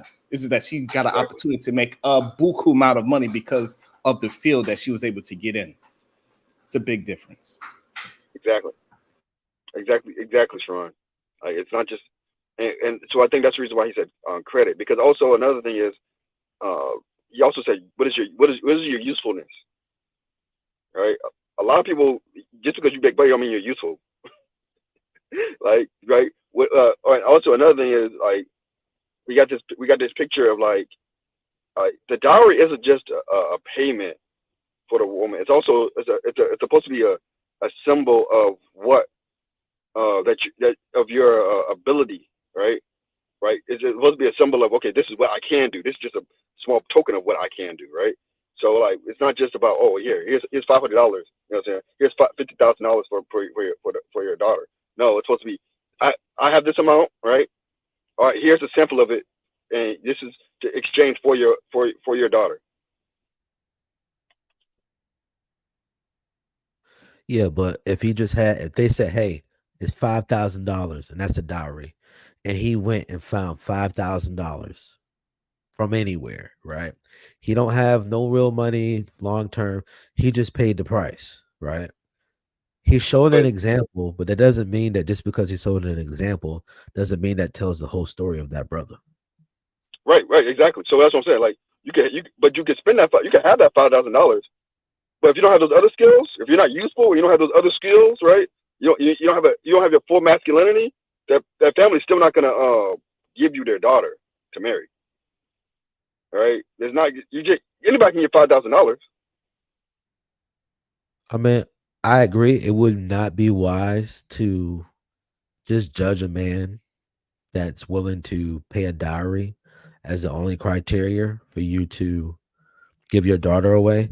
But let me tell you something. Apparently, I listened to a conversation for some people in Africa. Fathers are getting desperate. They tired of paying the bill. They want somebody else to deal with it. And that's just a very unfortunate reality. We all tired. That's right. Just like Taraji P. Henson said, I'm tired of working so damn hard. I don't want to be on this damn slave ship no more. I'm gonna get me a new job. I'm tired, boss. I'm tired, boss. But I think people get tired. I think people get tired. I think people get tired because they like there's not a if you don't have a goal, right? A lot of times you can get burned out quicker if you like burnout is burnout, right? But if you don't have a goal or a set destination in mind, you're gonna get burned out much quicker, right? All right. Like, let me give y'all the insight that y'all missing from when people use these conversations and they make reference to African patriarchies and things like this. This is what y'all need to understand. This is how you dismantle these arguments, and this is how you make a more poignant point. First thing you have to understand is that the reason that this type of experience that women are having is because they all want their own man. They all want their own. Every man, when they start pulling these historical conversations, we all say historically over like 40% of men never reproduce. There were men that didn't get no pickings. There were men that got no woman.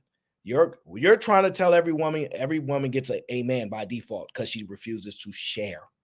And that's where the problem comes. So I'm gonna give you two examples, right? One, every woman don't get their own man. I know we want to sell that, but they don't get their own man when you make references to other countries and other ways they do things and make comparisons here. That's problematic, number one. Second, one of the most important things to understand is these women are not staying at home. They're not living at home. They're not living under their father. So this whole dowry thing is, I'd accept it if you were telling me, and I had a video, I just couldn't find it. If you were telling me that these women were living at home and a man came in to ruin their life. It's not the case. A lot of these women can't stand their dads or they can't stand their mothers, usually their mothers, and they want to leave that home. These women are in dire need of a man to come through. I need a man to pay my bills. I need a man to do this. They are in need of a man because they are no longer under the protection of their father or a man that's covering them. And so they're in these situations because they need bills to be paid. I need some assistance. And they're trying to make men fill these roles that y'all can say historically they were not supposed to fill. These men were supposed to go without women. But these women, because their selfish desires, for whatever reason they can have them, to have their own man, they have to go against what historically has been done while making false comparisons to why men aren't there. There they go. Those 10 men over there, they're exact the way you want. Now go be wife number 2 and 3. I'm gonna just try broke Tyrone then because I ain't sharing. You see how they conflict with making connections to the past and historical context to current times? It's not the same. They don't want to share is why they're in these situations. Yeah, well, there are enough men. If 1% of men own 75% of the wealth, they have the money, they buy you and you and you and you. Only your selfish desires makes you go, I'll try a man that ain't there yet. I hope he can build it up. He don't have to pay no dowry. So these false comparisons is the issue. There ain't no dowry to pay because you know why? A lot of women wouldn't be getting no man if dowries had to be paid. Facts. That's a super fact. So that the woman they not under nobody's protection. They not under no man's authority. And they want to get away from their mom because they typically don't like her. They ain't going to admit it, but a lot of women are starting to be a lot more open about how much they actually dislike their relationship with their mom. And they want a man to come through and save them and be the dad that they never had. We can talk about that if y'all want. And they need a man that can pay some bills and have some money. And they forcing that upon men that would have never had you know how we have the passage for how man becomes a man. We don't no longer have those systems because women want their own desires and the freedom to choose. The problem is they don't like dealing with the outcomes. Yo, it's good talking to you. I got to be out. Peace. Merry Christmas. All right, bro. Appreciate you. Happy holidays, bro. And that's my assessment from that video. What, you two agree or disagree? Not bad, sir. I would not have put 2 and 2 together so intricately, but we don't live in Africa. So to be like, oh, well, in Africa, listen, we don't even have the same quote unquote traumas as the people from Africa. So to be like, hey, listen, man, this is what they did, this is what we should do. I mean, it's a good idea, but the reality is like modern problems require modern solutions. So we got to make some adjustments. Now, we hate making these kind of adjustments, but hey, listen, man, that was a pretty interesting observation. The motive, I think it is enough men and women. It's just, but I don't think it's worth the argument. I don't think. You ain't got to make an argument. Are you saying there's enough men and enough women that have the money to make these families, and we good?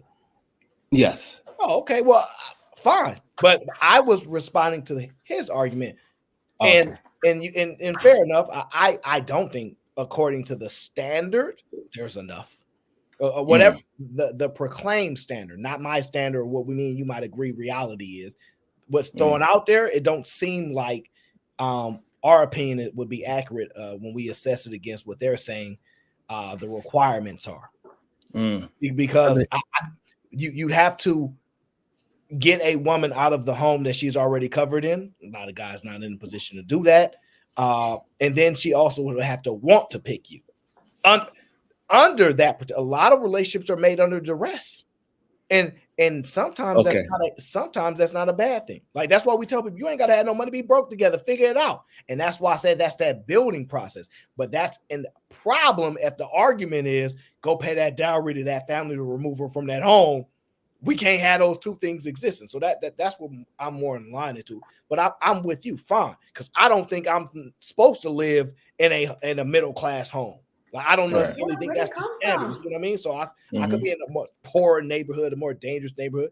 Life ain't fair. So that is a great point, because, like I said, I met my wife at $8 an hour. I couldn't take care of anything by my goddamn self at $8 an hour in no lifetime, no matter if I'm as old as Jesus. But guess what? I still found a good woman. So that's bullshit. If you can lead, you can lead, whether you got $8 or $800,000. And that's the problem. So, when you tell a story like that, I was making $8 an hour, and I'm not speaking to your money because I don't do none of that. But now you say I'm making $60 an hour. Women go, ooh, I'm gonna get me a Sharon. See, I just gotta grind through those first couple years, might be 5. But if we get there, and they all starting to think that might work because they want their own man. But if we tell you, because listen, you can't convince me that women want to accept the risks of dealing with whether a man's going to be successful or not. They would prefer it to be predetermined. However, the other risk with sharing, they like, I'm willing to gamble right now because if I got to share, I'll see if this man can build. But if they just had to take the men that were already established, they wouldn't like those options. Their freedom ultimately is the reason for what's happening. It ultimately is, because if you honestly look at it, we put the marriage system in position, one, for the top 1% to control a bunch of things, but also to protect women, because you're going to need a husband, you're going to need some funds. If he divorced you, get you half. He got to pay you all those things. It was a level of protection. They got a lot of level of protections, right? If you then say, I don't want to follow those protections and break the rules, I ain't going to get married. I'm just going to be a baby daddy, or I'm a baby mama, or I don't care. If you start to go around away from the rules were implemented, these are where a lot of the outcomes tend to happen. I'm not saying what's right or wrong. I'm not saying you can't have a bad marriage. I'm not saying that. What I'm saying is there are actually systems in place for women to not experience this, and this. But their choice ultimately is what gives them that. Because you got to understand, a lot of women didn't get no man too. Either they shared or they had no man. We don't ever discuss that for some strange reason. Oh, that's my, I'm going to just do it. Oh, that's my oldest daughter, Stephanie. Yes, she still lives with us. No man has come to claim her. Like, that it's girls that's unpicked. And then but check out my 2 youngest. Oh, here's Alicia and here's Beverly. And they're like, oh, Beverly, you come with me. And then you still got to keep you see what I'm saying? Like, there are women that didn't get picked. We never discussed that. We never discuss it. Yo, I was working with Trigger Bike one day on a stream, and we were arguing. Well, the topic was supposed to be, is passport bros a good thing, right? There's a video that I came upon where in I think the Philippines, there was a guy that purchased a wife. He went over there and he paid it was like $3,000, $300. He didn't pay a lot of money, right? Yo, all of these daughters that was in that area that was not picked, didn't have husbands, didn't have men. Literally, they basically threw a parade for this guy. They was like, oh my God, my daughter is going to be able to go off into wherever he's going to take her and da da da. They was so happy. They're like, oh my God. And in spite of this man doing this thing where some people will say, hey, look, where they're at, they think is a good thing. Where we're at, we think is a bad thing, right? But it was just like, it's so interesting that when you actually sit here and you think about things, like, you make a valid point. Majority of these women all across the world ain't getting picked. A lot of these men across the world ain't getting picked. And I thought that was I was going to bring this up, but you already brought it up, which is like, just because there are men available doesn't mean they're men that are getting picked by women. So then, like, even if all the women want their own guy, they still got to go through themselves to get the guy that they claim that they want. And unfortunately, listen, if left up to people, men or women, we're going to more than likely not get the things that we want, and we're going to have to quote unquote settle. But a lot of people don't want to settle because they think that they're better than what they actually are. Well, I don't think there's a human being in history that doesn't settle for another human being. That's the problem. People think that the word settle is some kind of negative thing. We all settle. We're like, okay, this is where we're going to stop. We're going to settle right here. We are not going to move any further. This is what every human being does, even with a job, everything. The problem comes is that when does it stop? So now you chose this man. When do the hypergamy stop? You chose your man. The hypergamy is supposed to stop. You're not supposed to say, oh, it's a bigger fish swimming by in this pond. Let me go see what he's doing. That is the real problem nowadays. You have to stop. You chose whatever that fish is. You got to keep swimming with that fish. Don't look at that great white shark and say, hey, man, the way how he bit that last fish, that ain't for you. You're a goddamn dolphin. Just keep swimming with your damn dolphin. That's I agree. What you chose. If you go to court and you had a chance to settle for $1 million, are you settling? Or are you going to be like, nah, I'm going to keep going? If the dollar amount's right, people go settle. But I agree. People love making settling sound terrible when it comes to relationships. But even when you get what you want, you're settling on the thing that you want. Absolutely. Absolutely. Aaron, please tell her what we was. We was gangs. We was all gangs. All of us. She was gangs. We was gang. Gentlemen, ladies, we have reached the conclusion of the Aaron O Show. I thank you guys for tuning in. Team Fatty was supposed to go live today. He did a premiere. You guys do not let him get away with this. Make sure you flood his whole timeline and say, we demand you go live and you give us a show we requested, okay? Until next time, we getting up out of here. Appreciate y'all. I don't know. Maybe no. And I don't know the next time I'm going live. I'm not going to tell you that because I don't know. But back to the lab. And we'll see how it goes. I think this was a fun show. I'm going to keep this segment style created for when there's just some chill days and I just put things together and go from there. I appreciate y'all. Thank y'all for rocking out. You guys make sure you enjoy your holidays with your loved ones and all that good stuff. And then when y'all ready to save some money, y'all stop celebrating holidays. Okay, I appreciate y'all. Until next time.